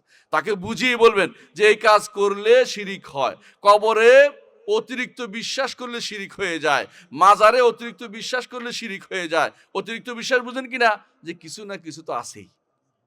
কিছু তো একটা কিছু করবেই। আমাদের যেই সব ভাইরা শাহজালালের মাজারে যায়, কি জন্য যায় বলেন তো? কি জন্য যায়? কিছু পাওয়ার আশায় যায়। যত কিছুই বলেন, এমনে এমনে মানুষ কেউ ঘুরতে যায় না। বলে ঘুরতে গেলে অন্য তো সে এত যাইতে পারতো, চট্টগ্রামে অথবা কক্সবাজার যাইতে পারতো। মাজারে গেছে মানে কিছু পাওয়ার আশা নিয়ে গেছে। যেই ব্যক্তি কিছু পাওয়ার আশা নিয়ে মাজারে যাবে সে ব্যক্তি মুশরিক। একেবারে একেবারে মুশরিক। আর যদি বলেন যে জিয়ারত করতে গেছে, জিয়ারত করার উদ্দেশ্য বুঝলে আপনি বুঝবেন যে জিয়ারত করতে যায় নাই। জিয়ারত করতে যায় কারা? জিয়ারত করতে কেন যায় বলেন? জিয়ারতের উদ্দেশ্য হচ্ছে ৪টা। ১ নম্বর হচ্ছে মৃত ব্যক্তির জন্য দোয়া করা। শাহজালাল আপনার দোয়ার দরকার। এটার জন্য আপনি যান নাই। এখান থেকে দোয়া করে দিতে পারেন। ২ নম্বর হচ্ছে যে সুন্নত কায়েম করা, রাসূলের সুন্নতিটা। ৩ নম্বর হচ্ছে দুনিয়া বিমুখ হওয়া। ৪ নম্বর হচ্ছে আখিরাতমুখী হওয়া। এই ৪টা কারণে জিয়ারত করা হয়। এটা তো আপনার বাবার কবর জিয়ারত করলে হয় না? তাহলে শাহজালালের কবর দিতে হবে কেন আপনার? যারা আজ শাহজালালের কবর গিয়ে সেখান থেকে তাদের কর্মকাণ্ড শুরু করে, তাদের জন্য দুর্ভাগ্য ছাড়া কিছুই নেই। কারণ তারা শিরিক দিয়ে তাদের কর্মকাণ্ড শুরু করছে। দুনিয়ার প্রতিটি মানুষে এখন দেখা যায় কিছু না হলে মাজার জিয়ারতের জন্য যায়। আমরা দেখতে পাই যখন আমরা সিলেট যাই, দেখি যে সকালবেলা লাইন আর লাইন, বাস আর বাস, প্রতি শুক্রবার বা বৃহস্পতিবার দেখবেন যে এত লম্বা লাইন বাসের হয়। কেন? এগুলি সবগুলি শিরিক করতে গেছে। শিরিক করতে গেছে, নাউজুবিল্লাহ। অথচ শিরিক যদি করতে যায় তাহলে জীবন তার সব শেষই হয়ে গেছে, কিছুই বাকি নেই। এই মাজার জিয়ারতের যে সিস্টেম চালু করেছে তারাই শিরিকে করে। আচ্ছা, যারা আজমির যায় কেন যায়? অনেকে আজমির যায়, বাংলাদেশ থেকে আজমির যায়। এই আজমির যারা, তারাও শিরিক করতে যায়। যারা অনেকে যায় মেদিনীপুর যায়, ওরাও শিরিক করতে যায়। যারাই এরকম কবর উদ্দেশ্যে বের হয়, কবর উদ্দেশ্যে বের হওয়া জায়েজ নাই, সফর করা জায়েজ নাই। মাজার যে কোনো জিয়ারত, কবর জিয়ারত, যে কোনো কবর, বাপের কবর, মায়ের কবর জিয়ারত করলে জিয়ারত হয়ে যায়। বোনের কবর দাদার কবর জিয়ারত করলে জিয়ারত হয়ে যায়, আখিরাত কথা স্মরণ হয়। কিন্তু ওই সমস্ত কবর জিয়ারত উদ্দেশ্য হচ্ছে কিছু না কিছু পাওয়ার আশা তার আছে, তখনই সে মুশরিক হয়ে যায়। এই জন্য মুহাম্মদুর রাসূলুল্লাহ সাল্লাল্লাহু আলাইহি ওয়াসাল্লাম বলেছেন, কুনতু নাহাইতুকুম আন জিয়ারাতিল কুবুর, আমি তোমাদেরকে আগে যে কবর জিয়ারত করতে নিষেধ করেছিলাম, কারণ কবর জিয়ারত করতে গিয়ে শিরিক করে ফেলবে। কারণ আল আন ফাজুরুহা, তবে এখন তোমরা ঈমান শক্ত হয়ে গেছে, এখন তোমরা কবর জিয়ারত করতে পারো। ফা ইন্নাহা তুযাক্কিরুকুমুল আখিরা, এই কবর জিয়ারত তোমাকে আখিরাতের কথা স্মরণ করিয়ে দিবে।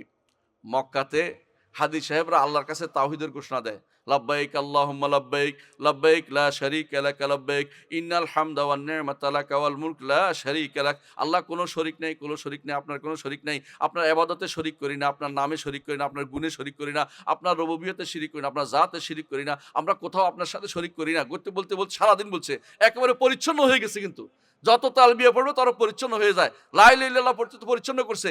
মদিনা যাইয়া এখন কি বলে, ইয়া রাসূলুল্লাহ আমার ছেলেটার বিয়ে হচ্ছে না, ইয়া রাসূল আমার মেয়েটার বিয়ে হচ্ছে না। এবার কি হয়েছে, শিরিক করে নিয়ে চলে আসছে বাসায়। এই হচ্ছে অবস্থা। কথা বুঝছেন তো? মানে কিছুক্ষণ যে ভালো আছিল, শয়তান তাকে মদিনায় ঘুরাইয়া তাকে শিরিক করাইয়া দেশে পাঠাই দিছে। কত শয়তান যে কত ফিতনাবাজ, কত সে বুদ্ধি জানে আপনার ঈমানটাকে নষ্ট করার জন্য সে বসে আছে এরকম। এজন্য পিতামাতাও যদি কোনো আপনাকে বাধ্য করে যে তারা তুমি এই কাজটা করবো না, এই শিরিকের ব্যাপারে আপনার কথা শুনবো না, তবে আপনি আর কি কাছে বলেন সেটা আপনি শুনবেন। পিতামাতাকে কখনো তাদের ইচ্ছার বাইরে দুনিয়ার যে কোনো চাওয়াটা, হালাল চাওয়াটা তাদেরকে দিতে থাকবেন। যদি বলে তোমার সম্পদ দাও, দিবেন। মুহাম্মদ রাসূলুল্লাহ সাল্লাল্লাহু আলাইহি ওয়াসাল্লামের কাছে একজন এসে বলতেছেন, ইয়া রাসূলুল্লাহ আমার বাবা আমার সম্পদ নিয়ে যেতে চায়। রাসূলুল্লাহ সাল্লাল্লাহু আলাইহি ওয়াসাল্লাম বললেন, তুমিও তোমার বাবার সম্পদ, তোমার সম্পদও তোমার বাবার সম্পদ। এক কথা বলে দিয়েছেন। অর্থাৎ তুমি তোমার বাবার সাথে সম্পদ নিয়ে টানাটানি করতে পারবে না। তোমার আপনার সন্তান যদি কোনো বাবা যদি কোনো আপনার সম্পদ নিয়ে তার মেয়েকে দিতে চায়, বাধা দিবেন না। কারণ আপনার বাবা আপনার সম্পদের মধ্যে নিতে পারে, নিয়ে মেয়েদের দিতে পারে। সাধারণত মেয়েরা অভাবী হলে মায়েরা কি করে একটু একটু দিতে চায়, ওদেরকে বাধা দিয়েন না, কারণ এটার মাধ্যমে আপনিও সবের অধিকারী হবেন। তাদের যেখানে সন্তুষ্টি, আল্লাহর সন্তুষ্টি এখানে আছে। রাসূলুল্লাহ সাল্লাল্লাহু আলাইহি ওয়াসাল্লাম বলেছেন, রিদার রব্বে ফি রিদাল ওয়ালিদাইন, পিতামাতার সন্তুষ্টির মধ্যে আল্লাহর সন্তুষ্টি আছে, যতক্ষণ পর্যন্ত শরীয়ত বিরোধী কাজ না হবে।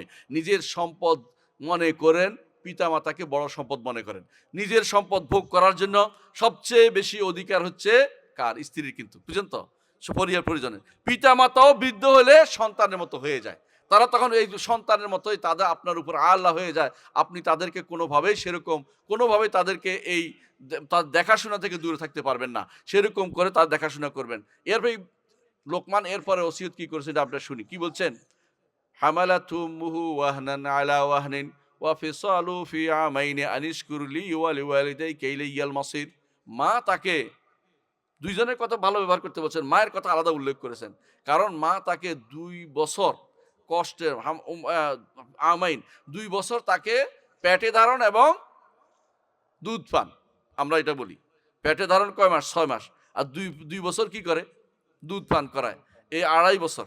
২.৫ বছর কমপক্ষে ৬ মাস, কমপক্ষে ৬ মাস। হামলু ও ফিসালু সালাসুনা শাহর, আর কেন আল্লাহ বলছে কমপক্ষে ৩০ মাসের কঠিন কষ্ট মা কিন্তু বহন করে। যখন পেটে বাচ্চা আসে, মা শুইতে পারে না।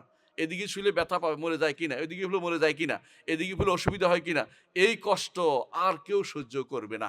এটা আপনি বুঝতে পারবেন না, কোনোভাবেই বুঝতে পারবেন না, কেন আপনি পুরুষ মানুষ। মেয়েরা বুঝতে পারে, মেয়েরা যখন মা হয় তখন বুঝতে পারে তার মা তাকে নিয়ে কি কষ্ট করেছে। ঠিক বাবা হওয়ার আগ পর্যন্ত বাবার কষ্ট আপনি বুঝতে পারবেন না। বাবার কষ্ট কিরকম? বাবার কষ্ট কেউ দেখে না, বাবা দেখাইতে চায় না, বাবা লজ্জা পায়। এজন্য বাবা তাকে চিন্তা করে, ছেলেটা অগ্রিম চিন্তা করে, আমার ছেলে ভর্তি হবে মাদ্রাসায়, আমার ছেলে ওখানে ভর্তি হবে, টাকাটা লাগবে, আগে টাকাটা জোগাড় করে রাখি। সেই সময় হঠাৎ করে সিলাসিলি করবে, কান্নাকাটি করবে, আগে থেকে সব কিছু রেডি রাখে। মা এটা করে না, মা আগে খাবারের ব্যবস্থা করে, আসলে খবর নেয়, বাতাস করে। কিন্তু বাবা চিন্তা করে যে অগ্রিম চিন্তা করে। যত বেশি অগ্রিম চিন্তা করে তত বেশি হচ্ছে বাবা করে। মা অগ্রিম চিন্তা করতে, মা তাৎক্ষণিক চিন্তা করে। দুইটার মধ্যেই এই জন্য আল্লাহ তাআলা বলছেন যে উভয়ের প্রতি তোমার দায়িত্ব রয়েছে, উভয়ের প্রতি তুমি ভালো ব্যবহার করবে। এই ভালো ব্যবহারের কাজটা খুবই গুরুত্বপূর্ণ। একজন আমাদের বলছিলেন মা কোথায় নেয়? মা দেখবেন যে আপনাকে তার ইয়াতে নিছে, হ্যাঁ, কোথায় নিছে? বুকের পাশে ধরে রাখে, তাই না? কি বলে এটাকে? কোলে নিছে। বাবা কোথায় নেয়? কাঁধে নেয়। বুঝছেন কথাটা? কারণ কি? বলছে মা চায় সে যদ্দূর দেখে এদূর দেখাইতে, বাবা চায় তার থেকেও বেশি তোমাকে দেখাতে। কোনোদিন মনে রাখবেন, বাবারা মনে করে আমি যদ্দূর গেছি আমার সন্তান আর তো বেশি যাবে। পৃথিবীতে কেউ আপনার সন্তানের জন্য এত দরদি সাজে না, কিন্তু বাবা চায় আমি যতটুকু গেছি আমার থেকে বেশি যেন আমার সন্তান হয়, আমি যতটুকু গেছি আমার সন্তান যেন আরো বেশি যায়, এটা তারা পছন্দ করে। এই জন্য বাবা সবসময় অগ্রিম আপনার জন্য কষ্ট করে। এটা আপনি বুঝতে পারবেন না যতক্ষণ না বাপ হয়েছেন। যার বাবা চলে গেছে সেই ব্যক্তি একটা বিশাল জান্নাতের দরজা হারিয়ে ফেলেছে। মুহাম্মদ রাসূলুল্লাহ সাল্লাল্লাহু আলাইহি ওয়াসাল্লাম বলেছেন যে একদিন তিনি, রমাদান আসতেছে, রমাদানে পার করে একবার তিনি কি নামছেন? মিম্বর থেকে নামছেন। একবার নামে বলছেন আমিন, আরেকবার নামে বলছেন আমিন, আরেকবার নামে বলছে কি আমিন। তো সাহাবায়ে কেরাম বলেন, ইয়া রাসূলুল্লাহ ৩ বার আমিন বললেন কেন? তখন বললেন যে আমি আমিন বলেছি, জিবরিল আমাকে 3বার 3টা কথা বলেছে, আমি আমিন বলেছি। এর মধ্যে 1 নম্বর কি? 1 নম্বর হচ্ছে যে ব্যক্তি বৃদ্ধ পিতা মাতাকে পেয়েছে তারপরে জান্নাত কিনে নিতে পারে না, আমি তার ধ্বংস হোক, আমি বলছি আমি। কারণ পিতা মাতাকে পাওয়ার পরে জান্নাত সে পাবে, কারণ পিতা মাতার খেদমত করে জান্নাত নেওয়ার সুযোগ হয়েছে। মুহাম্মদ রাসূলুল্লাহ সাল্লাল্লাহু আলাইহি ওয়াসাল্লামের সময় এক তাবেঈ আসতে পারে নাই, রসুল তার কথা উল্লেখ করেছেন। কোথায়? তার নাম ছিল কারনি, ওয়াইস আল কারনি। ওয়াইস আল কারনির কথা রসুল উল্লেখ করেছেন। তার মায়ের সেবার কারণে সে আসতে পারতেছে না, সেই ইয়েমেন দেশে আছে, যদি তোমাদের কাছে আসে তাহলে তোমার তো এই করে সেই করে, রসুল আসলাম তাদেরকে নির্দেশনা দিয়েছেন। তার মায়ের সেবার কারণে সে আসতে পারতেছে না। এ হচ্ছে মায়ের সেবার নমুনা তিনি দেখিয়ে দিয়েছেন। সুতরাং মায়ের বা বাবার খেদমত করে কেউ কোনোদিন কমপ্লিট করতে পারবে না। বরং মনে রাখতে হবে যে পিতা মাতার প্রতি আপনার সদ্ব্যবহারের সর্বোচ্চটা আপনি দেখাতে হবে, যত রকমের সদ্ব্যবহার হতে পারে। সেটা কিরকম? আব্দুল্লাহ ইবনে ওমর রাদিয়াল্লাহু আনহু দেখছেন একদিন এক লোকে ইয়েমেন থেকে তার মাকে কাঁধে করে নিয়ে আসছে। কোথায়? বৃদ্ধ বয়সে। কিভাবে আনবে? তখনকার দিনে তো আমাদের মতো এরকম বিমান রিক্সা কিছু ছিল না, বুঝেন না? কষ্ট করে নিয়ে আসছে যে হজ করাবে। হজ করাতে করাতে আব্দুল্লাহ ইবনে ওমরের সাথে সাক্ষাৎ হয়ে গেছে। বলছে, আব্দুল্লাহ ইবনে ওমর, আমার মা আমার পিঠে আছে, আমার মা আমার পিঠে, আমি এইভাবে নিয়ে হাঁটতেছি ঘোড়ার মতো, আমি কি আমার মায়ের হক আদায় করতে পেরেছি? আব্দুল্লাহ ইবনে ওমর বললেন, ওয়ালা জাফরাতা মিন জাফরাতিহা, তুমি তার একটা দীর্ঘশ্বাস আদায় করতে পারো নাই। আল্লাহু আকবার। একটা দীর্ঘশ্বাস আদায় করতে পারে নাই। এই কথা বলার পরে সে আবার কাঁধে নিয়ে রওনা হয়ে গেছে। বলতেছে, আনা লাহা বাঈরাহাল মুদাল্লাল, আমি তার উট হয়ে যাব। এই কথা আবার রওনা হয়ে গেছে আরাফার মাঠের দিকে, যে তার জন্য আমি খেদমত করে যাব, কারণ এই হক আদায় করতে আমি পারবো না। আপনি বলছেন, ঠিকই বলেছেন, আমি তাকে নিয়ে হজ করে যাব, কাঁধে নিয়ে হজ করে যাব। মানে তখনকার সময় এত ভালো ব্যবস্থাপনা ছিল না, আপনি জানেন। এইভাবে তিনি হজ করে নিয়েছেন। অর্থাৎ পিতা মাতার হক কোনোদিন সন্তান আদায় করতে পারবে না। পিতা মাতা দয়া করে যদি কিছু তাদেরকে ক্ষমা করে দেয় ভালো, কোনোদিনই পিতা মাতার প্রতি আপনার কোনো দাবি যেন না থাকে। পিতা মাতাকে দাবি করে কিছু নেবেন না। সন্তানকে যদি সম্পদ দেয়, দিল, না দিলে আপনি বলবেন না কেন দেয় না, এটা বলতে পারবেন না। কারণ পিতা মাতার তার হক তার রয়ে গেছে। আপনার সন্তান, আপনার সম্পদ, আপনি শুধুমাত্র রোজগার করে খাবেন। আমাদের দেশের মেয়েরা, সন্তানরা, বাবারা বেশিরভাগ সন্তানকে বেশি দয়া করে, এই জন্য সন্তানরা বেশি কাছে উঠে যায়। দেখবেন যে বাবারে খারাপ কথা বলে, কেন দিল না, কেন এটা করলো না, বাবা দিতে চায় না, অমুককে দিতে এই করে সেই করে, নিজে খরচ করে আমাকে দেয় না, এগুলি বলা জায়েজ নাই। কারণ ছোট থাকতে, অপ্রাপ্তবয়স্ক থাকতে বাবা দিতে বাধ্য, কিন্তু প্রাপ্তবয়স্ক হয়ে গেলে বাবা দিতে বাধ্য না। কিন্তু বাবারা বেশি ভালোবাসে বলেই, মহব্বত করে বলেই সবকিছু আপনাকে দিয়ে থাকে। এই জন্য মনে রাখবেন, হামলু ওয়াফিসালু সালাসুনা শাহরান, মা 30 মাস আপনাকে নিয়ে কষ্ট করে। শুধু 30 মাস নয়, এখন 30 মাস করছে এমন জিনিস যে সময় আপনার কিছু করণীয় ছিল না। 30 মাসের পরেও কিন্তু মায়ের দরদ বেশি থাকে সব সময় সন্তানের প্রতি। যতক্ষণ পর্যন্ত না বাড়ি না আসছে, মা ঘুমায় না, যে কখন আসবে। হাঁটতে থাকে, বাইরে হাঁটতে থাকে, সন্তান দেখলে রাগ করবে, সন্তানের আওয়াজ শুনলে দৌড়ে দেয়া শোয়ার ভান করে, যে দৌড়ে রাগ করবে। এই জন্য কেন? ভালোবাসা এটা। এই ভালোবাসা আপনি কাউকে, নিরেট ভালোবাসা কারোর মধ্যে পাবেন না। এই জন্য লোকমান বলছেন, আল্লাহর ইবাদতের পরে যদি তোমার সবচেয়ে বেশি কারো প্রতি তোমার অধিকার থাকে মানুষের মধ্যে, দুনিয়ার মানুষের মধ্যে, পিতা মাতার প্রতি তোমার ভালোবাসা, পিতা মাতার প্রতি সবচেয়ে উত্তম তো ব্যবহার তোমাকে করতে হবে। তারপর বলেছেন, ওয়াত্তাবে সাবিলা মান আনাবা ইলাইয়া, আর তাদের অনুসরণ করব যারা আমার পথে চলে। কারা আল্লাহর পথে চলে? কারা আল্লাহর পথে চলে? নবীরা। আর কারা চলে? সাহাবায়ে কেরাম। আর কারা চলে? সালফে সালেহিন। ওদের পথে চলতে হবে আপনাকে। এইটা হচ্ছে এটার ব্যাখ্যা। দুর্ভাগ্যবশত এই আয়াত দিয়ে দলিল দিচ্ছে সুফিরা, পীরেরা, যে আমরা আল্লাহর পথে চলি, আমাদের অনুসরণ করে চলো। নাউজুবিল্লাহ। অথচ ওয়াত্তাবে সাবিলা মান আনাবা ইলাইয়া, এবং যে আল্লাহর পথের দিকে যায় তাদের অনুসরণ করতে বলেছে। আল্লাহর পথে গেছে কারা? নবিয়্যিন, সিদ্দিকিন, শুহাদা, সালেহিন। এই 4 শ্রেণী আল্লাহর পথের প্রতীক। এই পথের অনুসরণ করতে আপনাদেরকে বলেছে। তারপর বলেছে আল্লাহ তাআলা, সুম্মা ইলাইয়া মারজিউকুম, আমার কাছে তোমাকে ফিরে আসতে হবে। ফা উনাব্বিউকুম বিমা কুনতুম তা'মালুন, তোমরা যা করতে তা তোমাদেরকে জানাবো।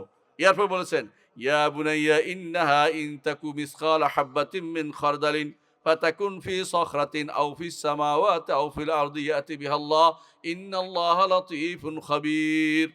প্রিয় বৎস, জগতের যেখানে কোনো কিছু হোক না কেন, একটা রাই পরিমাণ জিনিসও যদি কোনো মিসকাল হাব্বাতিন মিন খারদাল, খারদাল মানে রাই, রাই বুঝেন? সরিষা। সরিষা পরিমাণ জিনিসও যদি কোনো আমল করে থাকো, তুমি ভয় পেও না যে তোমার আমল চলে যাবে, এই ভয়ের কোনো কারণ নাই। আল্লাহ এটার হেফাজত করবেন, আল্লাহ এটা হেফাজত করবেন। ইয়াতি বিহাল্লাহ, হাসরের মাঠে এটা উপস্থিত করবেন। ভালো হলে ভালো, আর খারাপ হলে খারাপ নিয়ে আসবেন। ফামান ইয়ামাল মিসকালা যাররাতিন খায়রান ইয়ারা ওয়া মান ইয়ামাল মিসকালা যাররাতিন শাররান ইয়ারা। ভালো আমল যদি করেন আল্লাহ দেখবেন, আর খারাপ আমল করলেও সেদিন দেখতে পাবেন। কোনো কিছু আল্লাহ তাআলা আপনার থেকে দূরে সরিয়ে দিবেন না, সবকিছু। ভালো আমল করলে আরো বাড়িয়ে নিয়ে আসবেন, আর খারাপ করলে ওইটাই নিয়ে আসবেন। এটা আল্লাহর একান্ত দয়া। খারাপটাকে বাড়ান না, কিন্তু ভালোটাকে বাড়িয়ে দেন। রাসূলুল্লাহ সাল্লাল্লাহু আলাইহি ওয়াসাল্লাম বলেছেন, হাসরের মাঠে কোনো ব্যক্তি দেখবে তার আমল এত বেড়ে গেছে, এত আমল করে নাই, সেটা দেখে সে খুশি হবে যে বিশাল বিশাল আমল হয়ে গেছে। কারণ আল্লাহ তাআলার হাতে দিলে এটা আল্লাহ তাআলা বাড়িয়ে দেন, এমনকি উপত্যকা পূর্ণ করে দেন। উপত্যকা মানে দুই পাহাড়ের মাঝখানের বিশাল এলাকা পূর্ণ করে দেন আল্লাহ তাআলা। যেমন দুনিয়ার তিনি উদাহরণ দিয়েছেন রাসূলুল্লাহ সাল্লাল্লাহু আলাইহি ওয়াসাল্লাম, যেন একজনে একটা উট ফালছে, উটের বাচ্চা হইতে হইতে হইতে হইতে কি হয়, উপত্যকা ভর্তি হয়ে যায়। আল্লাহর কাছে আপনি কিছু দিলে আপনি সেটা দেখবেন যে আরো বড় হয়ে গেছে। আপনি আল্লাহর কাছে যদি একটা কাজ করেন, আল্লাহ এটাকে আরো বড় করে দেয়। দান করেছেন, এটাকে আরো বড় করে দেয়। আল্লাহর হাতে যেটা দিবেন এটা কোনোদিন কি হবে না, ধ্বংস হবে না। আবার গুনাহ যেটা করবেন এটাও সেদিন আসবে হাসরের মাঠে। সেদিন দেখে কি বলবেন, মা লিহাযাল কিতাবে লা ইউগাদিরু সগীরাতান ওয়ালা কাবীরাতান ইল্লা আহসাহা। কি হলো এই কিতাবের, ছোট বড় সবই তো লিখে ফেলেছে, ছোট বড় সব লিখে ফেলেছে, এখানে কোনো কিছু বাদ নাই। ওয়া বাদালাহুম মিনাল্লাহি মা লাম ইয়াকুনু ইয়াহতাসিবুন। যাতে ধারণা করে না এমন কিছু সে হাসর প্রকাশ হয়ে পড়বে। গোপন অনেক গুনাহ করি না আমরা, গোপন গুনাহ, এই গোপন গুনাহগুলোকে সেদিন আল্লাহ তাআলা প্রকাশ করে দিবে, যদি কোনো বান্দা তওবা করে না যায়। আর তওবা করলে আল্লাহ তাআলা সেগুলিকে ক্ষমা করে দিবেন এবং মিটিয়ে দিবেন। দ্বিতীয়বার আর সেটা নিয়ে জিজ্ঞাসা করবেন না। আল্লাহু আকবার। আল্লাহর বড় রহমত ঈমানদারের প্রতি। ঈমান থাকলে আপনার সব আছে। ঈমান নিয়ে কবরে গেছেন, একটু খেয়াল করেন কতগুলি কারণে আপনি ক্ষমা পাবেন। ঈমান আছে, শিরিক করেন নাই, কুফরি করেন নাই, আপনাকে আল্লাহ বিভিন্নভাবে ক্ষমা করবেন। একজন মানুষ যদি কোনো পকেটে কিছু খুঁজে পাচ্ছে না, এটার জন্য আল্লাহ ক্ষমা করবে। কষ্ট পাচ্ছে না, ঈমানদার কষ্ট পাইলে আল্লাহ ক্ষমা করে দেয়। ঈমানদারের ব্যথা পাইছে কোনো একটা কারণে, এটার জন্য আল্লাহ ক্ষমা করে দেয়। ঈমানদারে আল্লাহর কাছে তওবা ইস্তেগফার করছে, এটার জন্য ক্ষমা করে দেয়। কয়টা হয়েছে? 4টা বলছি। ব্যথা বেদনা পাইলো, অসুখ হইলেও ক্ষমা করে দেয়। তারপরে কোনো কিছু হারাইছে, খুঁজে পাচ্ছে না, এটার জন্য ক্ষমা করে দেয়। তওবা করলেও ক্ষমা করে দেয়, ইস্তেগফার করলেও ক্ষমা করে দেয়। 4টা জিনিস আল্লাহ ক্ষমা করে ঈমানদারকে। মানে একটু যেটাই হোক ঈমানদারকে আল্লাহ ক্ষমা করতে চান।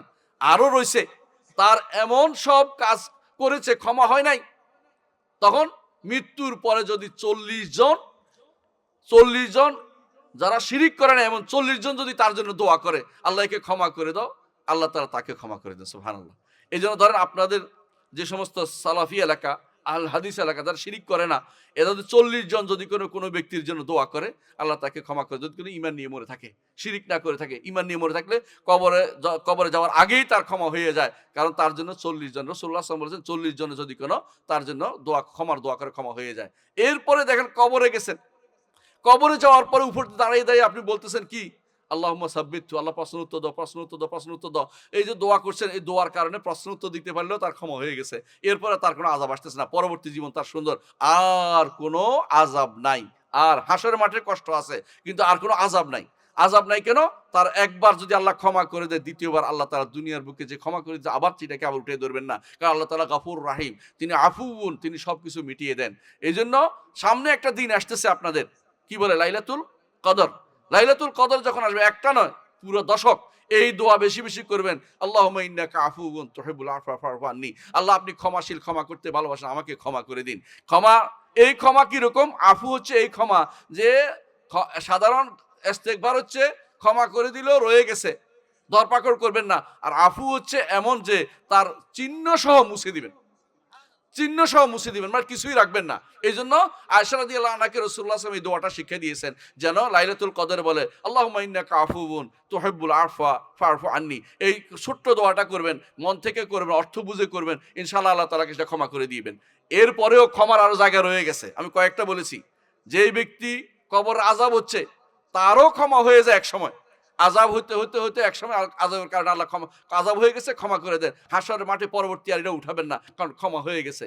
কিন্তু যদি কোনো এরপরও ক্ষমা না হয়, বড় পাপিষ্ঠ, হাসরের মাঠের কষ্টের কারণে তার ক্ষমা কষ্টের কারণে হাসরের মাঠে কষ্ট হবে, সেখানে তার ক্ষমা হয়ে যাবে। তারপরেও পার পায় নাই, কবরের যখন পুলসিরাত পার হয়ে গেছে, তখন সে নিচে পড়ে গেছে। নিচে পড়ে গেলে তখন তার আযাবে আগুন তাকে জ্বালিয়ে ফেলতেছে। তখন যদি কোনো মুহাম্মদুর রাসূলুল্লাহ সাল্লাল্লাহু আলাইহি ওয়াসাল্লাম সুপারিশ করবেন, ঈমানদাররা সুপারিশ করবেন, ঈমান থাকার কারণে তার জন্য সুপারিশ করবে, আল্লাহর অনুমতিক্রমে সুপারিশ করবেন, তখনও আল্লাহ তাকে ক্ষমা করে দেবেন। সবশেষে আল্লাহ তাআলা তাকে, যেখানে কেউ জানে নাই তার ঈমানের কথা, সুপারিশ করে নাই, আল্লাহ তাআলা গফুর রাহিম, তিনি তার হাত ঢুকিয়ে জাহান্নাম থেকে বিশাল এক গোষ্ঠীকে বের করে নিয়ে আসবেন, যাদের ঈমান ছিল কিন্তু তারা গুনাহ করেছে, এই জন্য মাপ পায় না, এতদিন পরও মাপ হয় নাই। তাদেরকে আল্লাহ তাআলা বের করে নিয়ে এসে জান্নাতের সামনে তার একটা নাহারের মধ্যে রাখবেন, যেখান থেকে ধীরে ধীরে তারা আবার বড় হয়ে জান্নাতে যাওয়ার জন্য প্রস্তুত হয়ে যাবে। ঈমান থাকলে এই লাভটা আছে, শিরিক করলে এই লাভটা এইটা সে পাবে না। দুনিয়ার বুকে অনেক মানুষ আছে, আপনার কাছে মনে হইতে পারে বিশাল কিছু, বিশাল ওলি আল্লাহ, বড় কিছু, কিন্তু যদি শিরিক করে যায় তার কোনো কিছু প্রাপ্তি নাই। এই জন্য ভাই, আপনাদের এই সমাজ, সুন্দর সমাজকে ভুলেও যেন কেউ শিরিককারী না ঢুকে সাবধান, পাহারা দিবেন। আর বেদাতকারী যেন না ঢুকে পাহারা দিবেন, কারণ বেদাত যদি করে মুহাম্মদুর রাসূলুল্লাহ সাল্লাল্লাহু আলাইহি ওয়াসাল্লামের কি পাবে না? হাউজের পানি পাবে না। আর সেদিন হাউজের পানি দরকার হবে। এখন যদি আপনার পানির দরকার হয়, আপনাকে ৩-৪ জন নিয়ে আসবে, কিন্তু সেখানে পানি তো কেউ আনবে না। আপনার পানি খেতে হলে মুহাম্মদুর রাসূলুল্লাহ সাল্লাল্লাহু আলাইহি ওয়াসাল্লাম হাতের পানি খেতে হবে। তিনি যে হাউজের পানি দিবেন সেটাই খেতে হবে। যদি আপনি বেদাত করেন, বানানো কোনো আমল করেন যেটা ইসলামে নাই, সেটা করতে যান, তাহলে বুঝতে হবে আপনাকে, আপনার জন্য কি করতে হচ্ছে, অপেক্ষা করতে হবে, আপনি পানি পাবেন না, বরং আপনাকে তাড়িয়ে দেওয়া হবে এখান থেকে। যে আপনি জানেন না হে নবী, এরা কি করেছে, আপনার দ্বীনকে বাড়িয়ে নিয়েছে, কমিয়ে নিয়েছে। আপনি যারা নতুন কীর্তিশনে প্রবিষ্ট করিয়েছে, নতুন প্রবিষ্ট করার মধ্যে কি আছে, এই যে লাইলাতুল বরাত আসতেছে, বরাত পালন করা যাবে না। কথা বুঝছেন তো? বরাত পালন করা যাবে না, কোনো দিবস পালন করা যাবে না, কোনো তন্ত্র মন্ত্র মানা যাবে না, গণতন্ত্র পণতন্ত্র কোনো তন্ত্র মানা যাবে না, কোনো রকমের সেকুলারিজম মানা যাবে না, কোনো ইজম মানা যাবে না।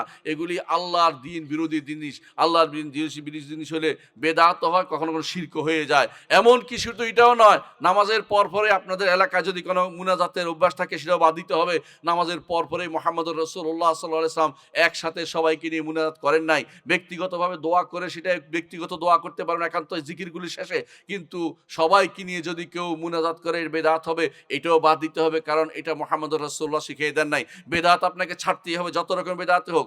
বাবা করলেও বেদাত, দাদা করলেও বেদাত, মুহাম্মদুর রাসূলুল্লাহ সাল্লাল্লাহু আলাইহি ওয়াসাল্লাম না করলে আপনি সেই কাজ কোনোদিন করবেন না, কারণ এইটার কারণে আপনার আমল কমে যাবে, এইটার কারণে আপনার আখিরাতের, আপনার রাসূলুল্লাহ সাল্লাল্লাহু আলাইহি ওয়াসাল্লাম পানি পাওয়া থেকে আপনি মাহরুম হয়ে যেতে পারেন। শুধু এটা নয়, আল্লাহ তাআলা বলছেন, দুনিয়াতে যত আমল কেউ করে না কেন, মনে করছে এটা কি আসছে কিনা, আসলে এটাও হাসরের মাঠে চলে আসবে। হাসরের মাঠে কোনো কিছু বাদ থাকবে না, ছোট বড় সব আল্লাহ তাআলা হাজির করবেন। এমন এক আমলনামা দিবেন, যে আমলনামা বিশাল। বিশাল কত? মুহাম্মদুর রাসূলুল্লাহ সাল্লাল্লাহু আলাইহি ওয়াসাল্লাম বলেছেন, এক লোককে হাসরের মাঠে বের করা হবে, বিশাল ৯৯টা তার গুনার বালাম। বালাম বুঝেন তো? বালাম গ্রন্থ মানে আমল নামার ৯৯টা। তার বিপরীতে জিজ্ঞাসা করে, তোমার কি নেক আমল আছে? বলছে যে নাই। বলে, না, তোমার একটা নেক আমল আছে, সেটা কি? লা ইলাহা ইল্লাল্লাহ। অর্থাৎ তুমি তাওহীদের কালেমা রাখছিলা, শিরিক করো নাই, গুনাহ করেছো কিন্তু শিরিক করো নাই। সুতরাং তোমার এইটাকে আমি আজকে মাপবো। এক পাল্লাতে দিবেন লা ইলাহা ইল্লাল্লাহ, আরেক পাল্লাতে সমস্ত গুনাহগুলি। যেটা লা ইলাহা ইল্লাল্লাহ, এটা ভারী হয়ে যাবে, আল্লাহ তাআলা তাকে পার করে দিবেন। সুবহানাল্লাহ। এর অর্থ হচ্ছে, যে কোনো মূল্যে কোনোভাবেই যেন আপনার আমল যতই হোক না কেন, আপনি শিরিক যেন না যায়, খেয়াল রাখবেন। কুফুর যেন না, নিফাক যেন না হয়ে যায়, এটা আপনাকে খেয়াল রাখতে হবে। হাসরের মাঠে সবই আসবে। সেদিন আপনি যখন আমলের দিকে তাকাবেন, যদি ভালো আমল হয়, কি বলবেন? হা উমুকরাউ কিতাবিয়া ইন্নী যানানতু আন্নী মুলাকিন হিসাবিয়া ফাহুয়া ফি ঈশাতির রাদিয়া। দেখো দেখো আমার কি সুন্দর আমল। দেখাতে চান? দেখাতে চান? দেখাতে চান? আমি জানি, ভালো কোনো, যদি কেউ ভালো একটা সার্টিফিকেট পায়, ধরেন 5 ক্লাস ফার্স্ট হয়েছে, সে কি লুকিয়ে রাখে? সবাইকে দেখায়, পত্রিকায় দেয়, ফেসবুকে দেয়, দেখো আমি কিন্তু এবার একটা জিনিস পাইছি, এবারে ভালো একটা রেজাল্ট করেছি। সবাই দিতে চায়, সবাই জানাতে চায়, কারণ এইটা তার সুসংবাদ। হাসরের দিন যে ব্যক্তি ডান হাতে আমল নামা পাবে, সে কি বলবে? হা উমুকরাউ কিতাবিয়া, আসো আসো দেখো আমার কিতাবটা দেখো। ইন্নী যানানতু আন্নী মুলাকিন হিসাবিয়া, আমি বিশ্বাস করতাম যে আল্লাহর সামনে আমাকে হিসাব দিতে হবে। আল্লাহ তাআলা কি বলছেন, ফাহুয়া ফি ঈশাতির রাদিয়া, সন্তুষ্ট জীবনে জান্নাতে থাকতে পারবে। ওয়া আম্মা মান উতিয়া কিতাবাহু বিশিমালিহি, আর যার বাম হাতে বা আমলনামা দেয়া হবে, ফায়াকুল ইয়া লাইতানি লাম উতা কিতাবিয়া, হায়রে কিতাব যদি না দেয়া হতো, ওয়ালাম আদরি মা হিসাবিয়া, হিসাব কি জিনিস যদি আমার সামনে না হতো, ইয়া লাইতাহা কানাতিল কাদিয়া, ওই যে মৃত্যুই যদি যথেষ্ট হইতো। বুঝলেন কি? দুনিয়াতে মৃত্যুটাই যথেষ্ট, যে আমি এখানে কেন আসলাম, এখন তো এই মহা বিপদে আছি, এখন সে লুকানোর চেষ্টা করবে, লুকাইতে পারবে না, কারণ পিছনে তার আমল নামা সব দেখা যাবে, সবাই লুকাইতে চাইলেও লুকাইতে হবে না। সেও তখন কি বলবে, ইয়া লাইতাহা বাইনি ওয়া বাইনাকা বু'দাল মাশরাকাইন, হায় যে আমার মধ্যে এই আমল নামা থেকে দূরে হয় না কেন, এটা আমার গায়ে লেগে আছে কেন, এটা দূরে সরে না কেন, কিন্তু দূরে সরাইতে পারবেন না। আল্লাহ তাআলা এই জন্য লোকমানের মুখ দিয়ে আমাদেরকে ওসিয়ত করাচ্ছেন যে যত আমলে তুমি করো না কেন, হাসরের মাঠে কিন্তু হাজির করা হবে। সুতরাং আমল যা করেন ভালো আমল করতে হবে, যে এইটা কিন্তু হিসাব দিয়ে যখনই যেটা করেন, এই যে সামনে আগামী কিছু অনেকেই মারামারি হানাহানি করবে, বিশ্বাস করেন হানাহানি করলে কোনো লাভ নাই। মারামারি করেন না, হানাহানি করেন না, প্রয়োজনে আপনি সব কিছুকে দূরে থাকবেন। এগুলি হচ্ছে দুনিয়ার ফিতনা, এগুলি দিয়ে আপনার কোনো উপকার হবে না। আপনি এগুলি থেকে দূরে থেকে একান্ত বাস করার চেষ্টা করবেন, যে এগুলি দিয়ে আমার উপকার হবে না। হানাহানি করে আমি কার বাঁচাতে যাব, ওটা দিয়ে আমার কোনো আখিরাতের মুক্তি নিশ্চিত হবে না। আমি কাউকে আঘাত করলে এটা কিন্তু গুনাহ হবে, আমি কাউকে যদি কোনো প্রত্যাঘাত করে সেটাও গুনাহ হবে। আমি এই কোনোটাতে আমি দিয়ে নাই। কাউকে কষ্ট দিলে হাসরের মাঠে এই কষ্টটা কেন দিছি এটার হিসাব দিতে হবে আমাদেরকে। কাউকে হত্যা করলে হিসেব দিতে হবে না? মুহাম্মদুর রাসূলুল্লাহ সাল্লাল্লাহু আলাইহি ওয়াসাল্লাম বলেছেন, কেউ যদি কাউকে হত্যা করে, হাসরের মাঠে কি নিয়ে আসবে? হাসরের মাঠে সে মাথাটা নিয়ে হাজির হবে। ইয়া রাব লিমা কাতালানি, হে রব সাল হাযা লিমা কাতালানি, একে জিজ্ঞাসা কেন আমাকে হত্যা করেছে। সেদিন কোনো প্রশ্নের উত্তর দিতে পারবে না। দুনিয়া আখিরাতে মানুষের হকের মধ্যে প্রথম হিসাব হবে রক্তের, আর আল্লাহর হকের মধ্যে প্রথম হিসাব হবে কিসের? সলাতের। আল্লাহর হকের মধ্যে প্রথম হিসাব হবে সলাতের, আর মানুষের হকের মধ্যে প্রথম হিসাব হবে কিসের? রক্তের। সুতরাং মানুষকে হত্যা করে যারা মনে করে বহুত কিছু করে ফেলছে, অথবা মনে করে মেরে ফেললেও কিছু হবে না, তারা কিন্তু বিপদে আছে। হাসর মাঠে সবচেয়ে বিপদগ্রস্ত এরা হবে, কারণ এরা শিরকের পরে এদের চেয়ে বড় বিপদ আর কেউ থাকবে না, কারণ এটা বড় গুনাহদের একটা। কারণ আল্লাহ রাসূলুল্লাহ সাল্লাল্লাহু আলাইহি ওয়াসাল্লাম বলেছেন, যে সমস্ত গুনাহ মানুষকে ধ্বংস করে দেয় এর মধ্যে একটা হচ্ছে মানুষ হত্যা। এই মানুষ হত্যার গুনাহের মধ্যে আপনি যাবেন না, মারামারি হানাহানিতে যাবেন না, কারণ হাসরের মাঠে এগুলি সবই আপনার সামনে উপস্থিত হবে। এরপর তিনি বলছেন কি দেখেন, ইয়া বুনাইয়া আকিমিস সালাত, প্রিয় বৎস সালাত কায়েম করো। এর অর্থ হচ্ছে সর্বযুগে সালাত ছিল, সালাত যদি না থাকে ঈমান নাই। কথা বুঝছেন কিনা? আপনার যে ছেলে সালাত পড়ে না, প্রাপ্তবয়স্ক হইলে, ছোট হইলে 7 বছর হইলে তার নির্দেশ দিবেন, 10 বছর হইলে তাকে সালাত না পড়লে কি করবেন? আঘাত করবেন। এমন আঘাত করবেন না যে মরে যায়, এটা না, মানে এমন আঘাত, ছোট আঘাত করবেন যাতে করে সালাতে আসে।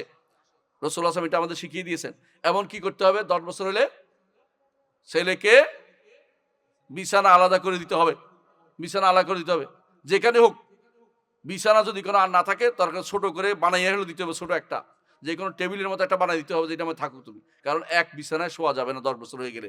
কোনো বাচ্চাদেরকে 10 বছরে দয়া করে মায় যদি শোয়াই রাখে ভুল করবে, অবশ্যই বাচ্চাদেরকে 10 বছর হইলে তাকে বিছানা আলাদা করে দিতে হবে। ছেলেদের থেকে আলাদা করতে হবে, মেয়েদের থেকে আলাদা করতে হবে, নিজের থেকে আলাদা করতে হবে, আলাদা দিবেন। এক ঘরে দূরে তো ভয় পাইলে এক ঘরে রাখবেন, তবু আলাদা করে রাখবেন। এক বিছানায় একই খাটে শোয়াবেন না, কারণ এটা আল্লাহ রসুলের নির্দেশ। তাই অর্থ হলে আপনাকে সালাত আদায় করার নির্দেশ দিবেন, তাকে শিক্ষা দিবেন, আদব শিক্ষা দিবেন। 10 বছর হওয়ার পরে অথবা 12 বছর, 13, 14 বছর, 15 বছর যখন সে বালেগ হয়ে যাবে, সাবালক হয়ে যাবে, সালাত আদায় যদি না করে তার জন্য খাবারের ব্যবস্থা করবেন না, তার জন্য টাকা পয়সা দিবেন না, তার জন্য কোনো কিছু খরচ করবেন না। আপনার সন্তান বড় চাকরি করে, নামাজ পড়ে না, আপনি তাকে লুকোচুরি করছেন, আল্লাহর কাছে ধরা খেয়ে যাবেন, কারণ আপনি তাকে সম্পদ দিয়ে আসছেন, সে মুশরিক, সে কাফের হয়ে রয়েছে, আপনি তাকে সম্পদ দিয়ে আসছেন, এটা করবেন না। কারণ যে সালাত আদায় করে না সে ঈমানদার নয়, সে কাফের। সালাত পড়তেই হবে, এমনকি মৃত্যুর সময় যদি হুঁশ একটু থাকে ওই সময় সালাতটা আদায় করতে হয়। এমন মা যদি কোনো তার সন্তান প্রসব করার আগ মুহূর্ত, এই সময় তার কষ্ট হচ্ছে, সেই সময় তাকে সালাত আদায় করতে হয়, যদি তার রক্ত ভাঙা শুরু না হয়ে যায়। এর অর্থ হচ্ছে তাকে সালাত আদায় করতেই হবে যতক্ষণ পর্যন্ত তার হুঁশ আছে, হুঁশ যতক্ষণ সালাত আদায় করতে হবে। আমাদের সমাজে অনেকেই যখন হাসপাতালে গেলে আর সালাত নাই, ঠিক না, দেখেন না, পড়ে না, ওই অবস্থায় মারা গেল তো মহাবিপদ, কুফরি নিয়ে মারা গেছে, কাফের হয়ে যাবে, তাকে যে কোনো মূল্যে স্মরণ করিয়ে দিবেন, সালাত পড়তে হবে, যেভাবে পারে এইভাবে। কিভাবে? পানি ব্যবহার করতেছে না, তায়াম্মুম করবে, তায়াম্মুম করতে পারতেছে না, অসুস্থ আছে, বিনা তায়াম্মুম পড়বে, কোনো সমস্যা নাই, কিচ্ছু নাই, এমনি পড়বে। অজু করতে পারতেছে না এমনি পড়বে, হাত তোলা দিতে পারতেছে না, যেভাবে শুয়ে আছে এইভাবে পড়বে, চোখ দিয়ে পড়বে, পড়া হতে হবে, কাত হয়ে পড়তেছে কাত হয়ে পড়তে হবে, কোনোভাবেই হুঁশ আছে, সালাত মাপ নাই। এজন্য আপনাকে পূর্ববর্তী সমস্ত জাতির মধ্যে সালাত ছিল, প্রত্যেক নবী সালাত নিয়ে এসেছেন, কোনো নবী সালাত বাদে কোনো নবী প্রেরিত হন নাই। এই জন্য দেখেন লোকমান তার সন্তানকে বলছে, ইয়া বুনাইয়া আকিমিস সালাতা, হে প্রিয় বৎস সালাত কায়েম করো, সালাত কায়েম করো। অর্থাৎ সালাতকে তুমি একা পড়বে না, পড়বে সাথে সাথে তুমি ফরজ ওয়াজিব সব মেনে চলবে, যেভাবে পড়তে বলছে সেভাবে পড়বে, আল্লাহ তাআলার জন্য আদায় করবে, এইভাবে তুমি সালাতটাকে প্রতিষ্ঠা করবে।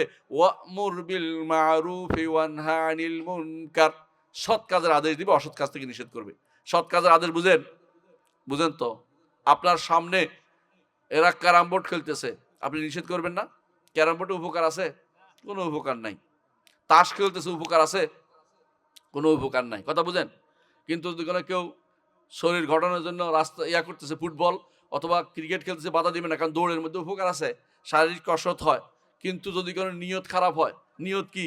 যদি কোনো মনে করে যে এটা দিয়ে আমি জাতীয় দলে যাব, হারাম টাকা রোজগার করব, আমি এটা ব্যবসা হিসেবে নিব, তো এটা হারাম, এটা ব্যবহার করা যাবে না। যদি মনে করে শুধুমাত্র স্বাস্থ্য গঠনের জন্য দৌড়াদৌড়ি করতেছি আমরা কয়েকদিন মতো, জায়েজ হবে। কিন্তু যদি কোনো প্রতিযোগিতা নেমে যায়, এটা দিয়ে টাকা রোজগার করে, তাহলে হারাম হয়ে যাবে। কথা বুঝছেন তো? কিন্তু যেটা কোনো উপকারই নাই, সেটা কোনটা? ছক্কা মারে বসে বসে, দেখ মারে না? আবার কতক্ষণ কি করে? তাস খেলে, কতক্ষণ ক্যারাম বোর্ড খেলে, এগুলিতে কোনো উপকার নাই। এগুলি শুধুমাত্র চোখ নষ্ট, সময় নষ্ট, সালাত নষ্ট। এইগুলি নাহি আনিল মুনকার, খারাপ কাজ থেকে বিরত রাখার মধ্যে একটা, বুঝেন কিনা? কেউ সুদখোর, তাকে সুদ খাওয়া থেকে বাদ নিষেধ করবেন। কেউ নামাজ পড়ে না, তাকে নামাজ পড়তে বলবেন। এইভাবে যত খারাপ কাজ সেগুলি থেকে তাদেরকে নিষেধ করবেন। আপনার কিন্তু নিষেধ করার অবস্থা বুঝবেন, আপনি কোনটা পারবেন সেটা। যেটা আপনি হাত দিয়ে পারবেন, এটা হাত দিয়ে করবেন। আপনার ছেলে অন্যায় করলে কি করতে পারবেন? হাত দিয়ে বাধা দিতে পারবেন। আপনার পাশের লোকে যদি কোনো অন্যায় করে, কি করতে পারবেন? মুখে বলতে পারবেন, হাত দিয়ে পারবেন না। আপনার চেয়ে বড় ব্যক্তি কোনো ব্যক্তি অন্যায় করতেছে, অন্তরের ঘৃণা রাখতে হবে। যে কোনোভাবেও আমরুল মারুফ, সৎ কাজের আদেশ, অসৎ কাজ থেকে নিষেধ আপনাকে করতে হবে। এবং তাদের সাথে যারা অন্যায় করে, তাদের সাথে আপনার চলাফেরা করা যাবে না। ওয়াসবির আলা মা আসাবাক, এরা যদি কোনো খারাপ কাজের করতে আপনি বাধা দিচ্ছেন, কোনো আপনাকে কঠিনভাবে তিরস্কার করছে, কষ্ট দিচ্ছে, তখন আপনাকে সবর করতে হবে। তা উল্টা পাল্টা কিছু করে তখন মামলা করা যাবে না। কথা বুঝছেন কিনা? মানে আপনি সবর করবেন, আপনি বলার কথা বলছেন, বলা বলছেন, নবীদের দায়িত্ব পৌঁছে দিয়ে আপনিও পৌঁছে দেন যে এটা হারাম, এইটা করা যাবে না, এই কাজটা করা যাবে না। এই যে আপনার হাতে এই যে একটা কি নাম, এটার নাম কি? মোবাইল। এইটা যে সারা রাত ধরে যারা পর্নোগ্রাফিতে আক্রান্ত, তাদের অবস্থা কি আপনি চিন্তা করেন তো? যুবকরা, আজকের যুবতীরা বেশিরভাগ ধ্বংস হয়েছে এই পর্নোগ্রাফিতে আক্রান্ত হয়ে। বেশিরভাগে সারা রাত ধরে বসে বসে টিপে। আপনি যদি জানেন যে আপনার সন্তান এইটা দিয়ে ধ্বংস হয়ে যাচ্ছে, আপনার উপর ফরজ হবে এটা বন্ধ করে দেয়া। তাকে শুধুমাত্র একটা বাটন সেট ছাড়া কিছু দিবেন না, কারণ বাটন সেটের মধ্যে এগুলি কিছু আসে না। তখন আপনার প্রয়োজন পূরণ করতে পারবে, কিন্তু আপনার নিজের বাটনের প্রয়োজন পূরণ করতে পারবে, কিন্তু হারাম জিনিস দেখার দৃশ্য, এটা যে ব্যক্তি নিজেকে নিয়ন্ত্রণ করতে পারে না, সেই জন্য এই সেটটা ব্যবহার করা তার জন্য বৈধতা নেই।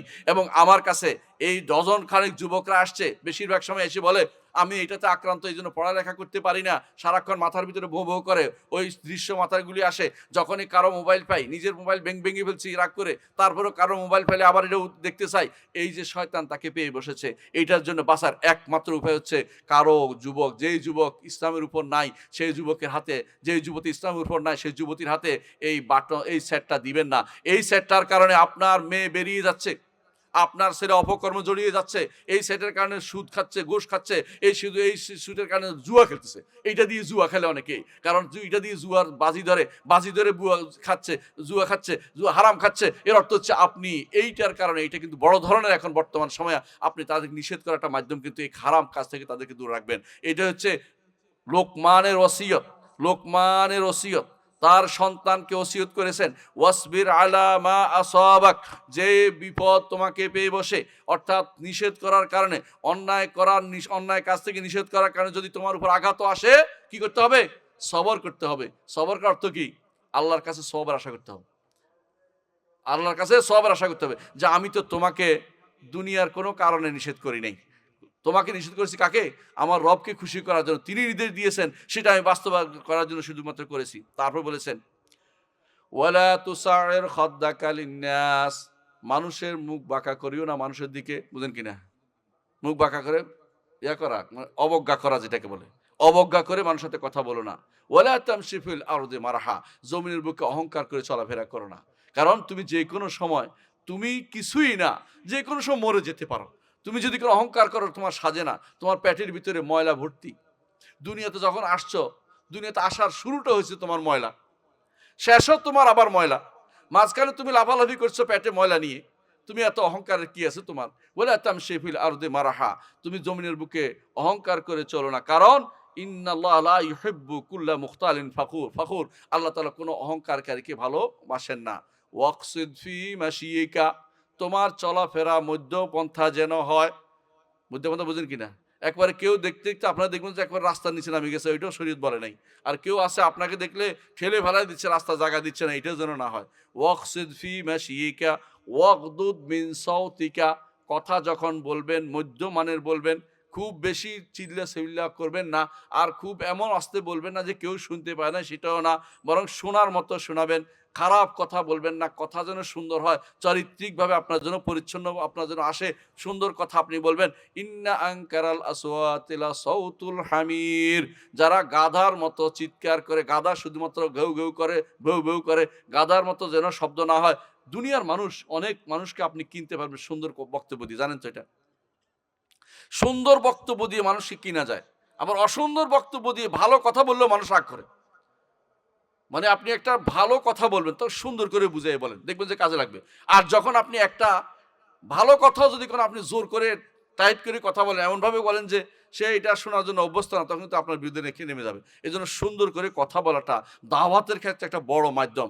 দাওয়াতে আল্লাহর বান্দাদেরকে যখন দিনের দিকে দাওয়াত দিবেন, অবশ্যই সুন্দর করে আপনি দাওয়াতের ব্যবস্থা করবেন। সুতরাং দুনিয়ার বুকে কিভাবে চলবেন, একটা সন্তান কিভাবে দুনিয়াতে চলবে, আমরা দেখতে পাই লোকমান তার সন্তানকে সেই প্রত্যেকটা জিনিস ওসিয়ত দিয়েছে। আপনি দেখেন সে আল্লাহর সাথে কি ব্যবহার করে বলেছে, পিতা মাতার সাথে কি ব্যবহার করে বলেছে, বন্ধু বান্ধবের সাথে কিভাবে চলবে বলেছে, দুনিয়াতে চলাফেরা করবে কিভাবে সেটা বলেছে, এবং আমল কিভাবে করবে সেটা বলে দিয়েছেন। অর্থাৎ তার চলাফেরা জীবনের যে কোনো কাজ, সে আর কোনোদিন হবে না, কোনোদিন সে যে কোনো কাজ এমনভাবে তাকে জানিয়েছে যে কোনোদিন সে আর হতাশায় ভুগবে না। সে চিন্তা করবে আমাকে দিক নির্দেশনা আমার বাবা দিয়ে যান না, সেটা নয়। লোকমানের ওসিয়তটা আপনি আপনার সন্তানকে দিবেন, সন্তানকে বলছেন যেন শোনে, সে যেন এগুলি বুঝে, তাহলে কিন্তু আপনার পরিবার দেখবেন যে সুন্দর পরিবার দাঁড়িয়েছে।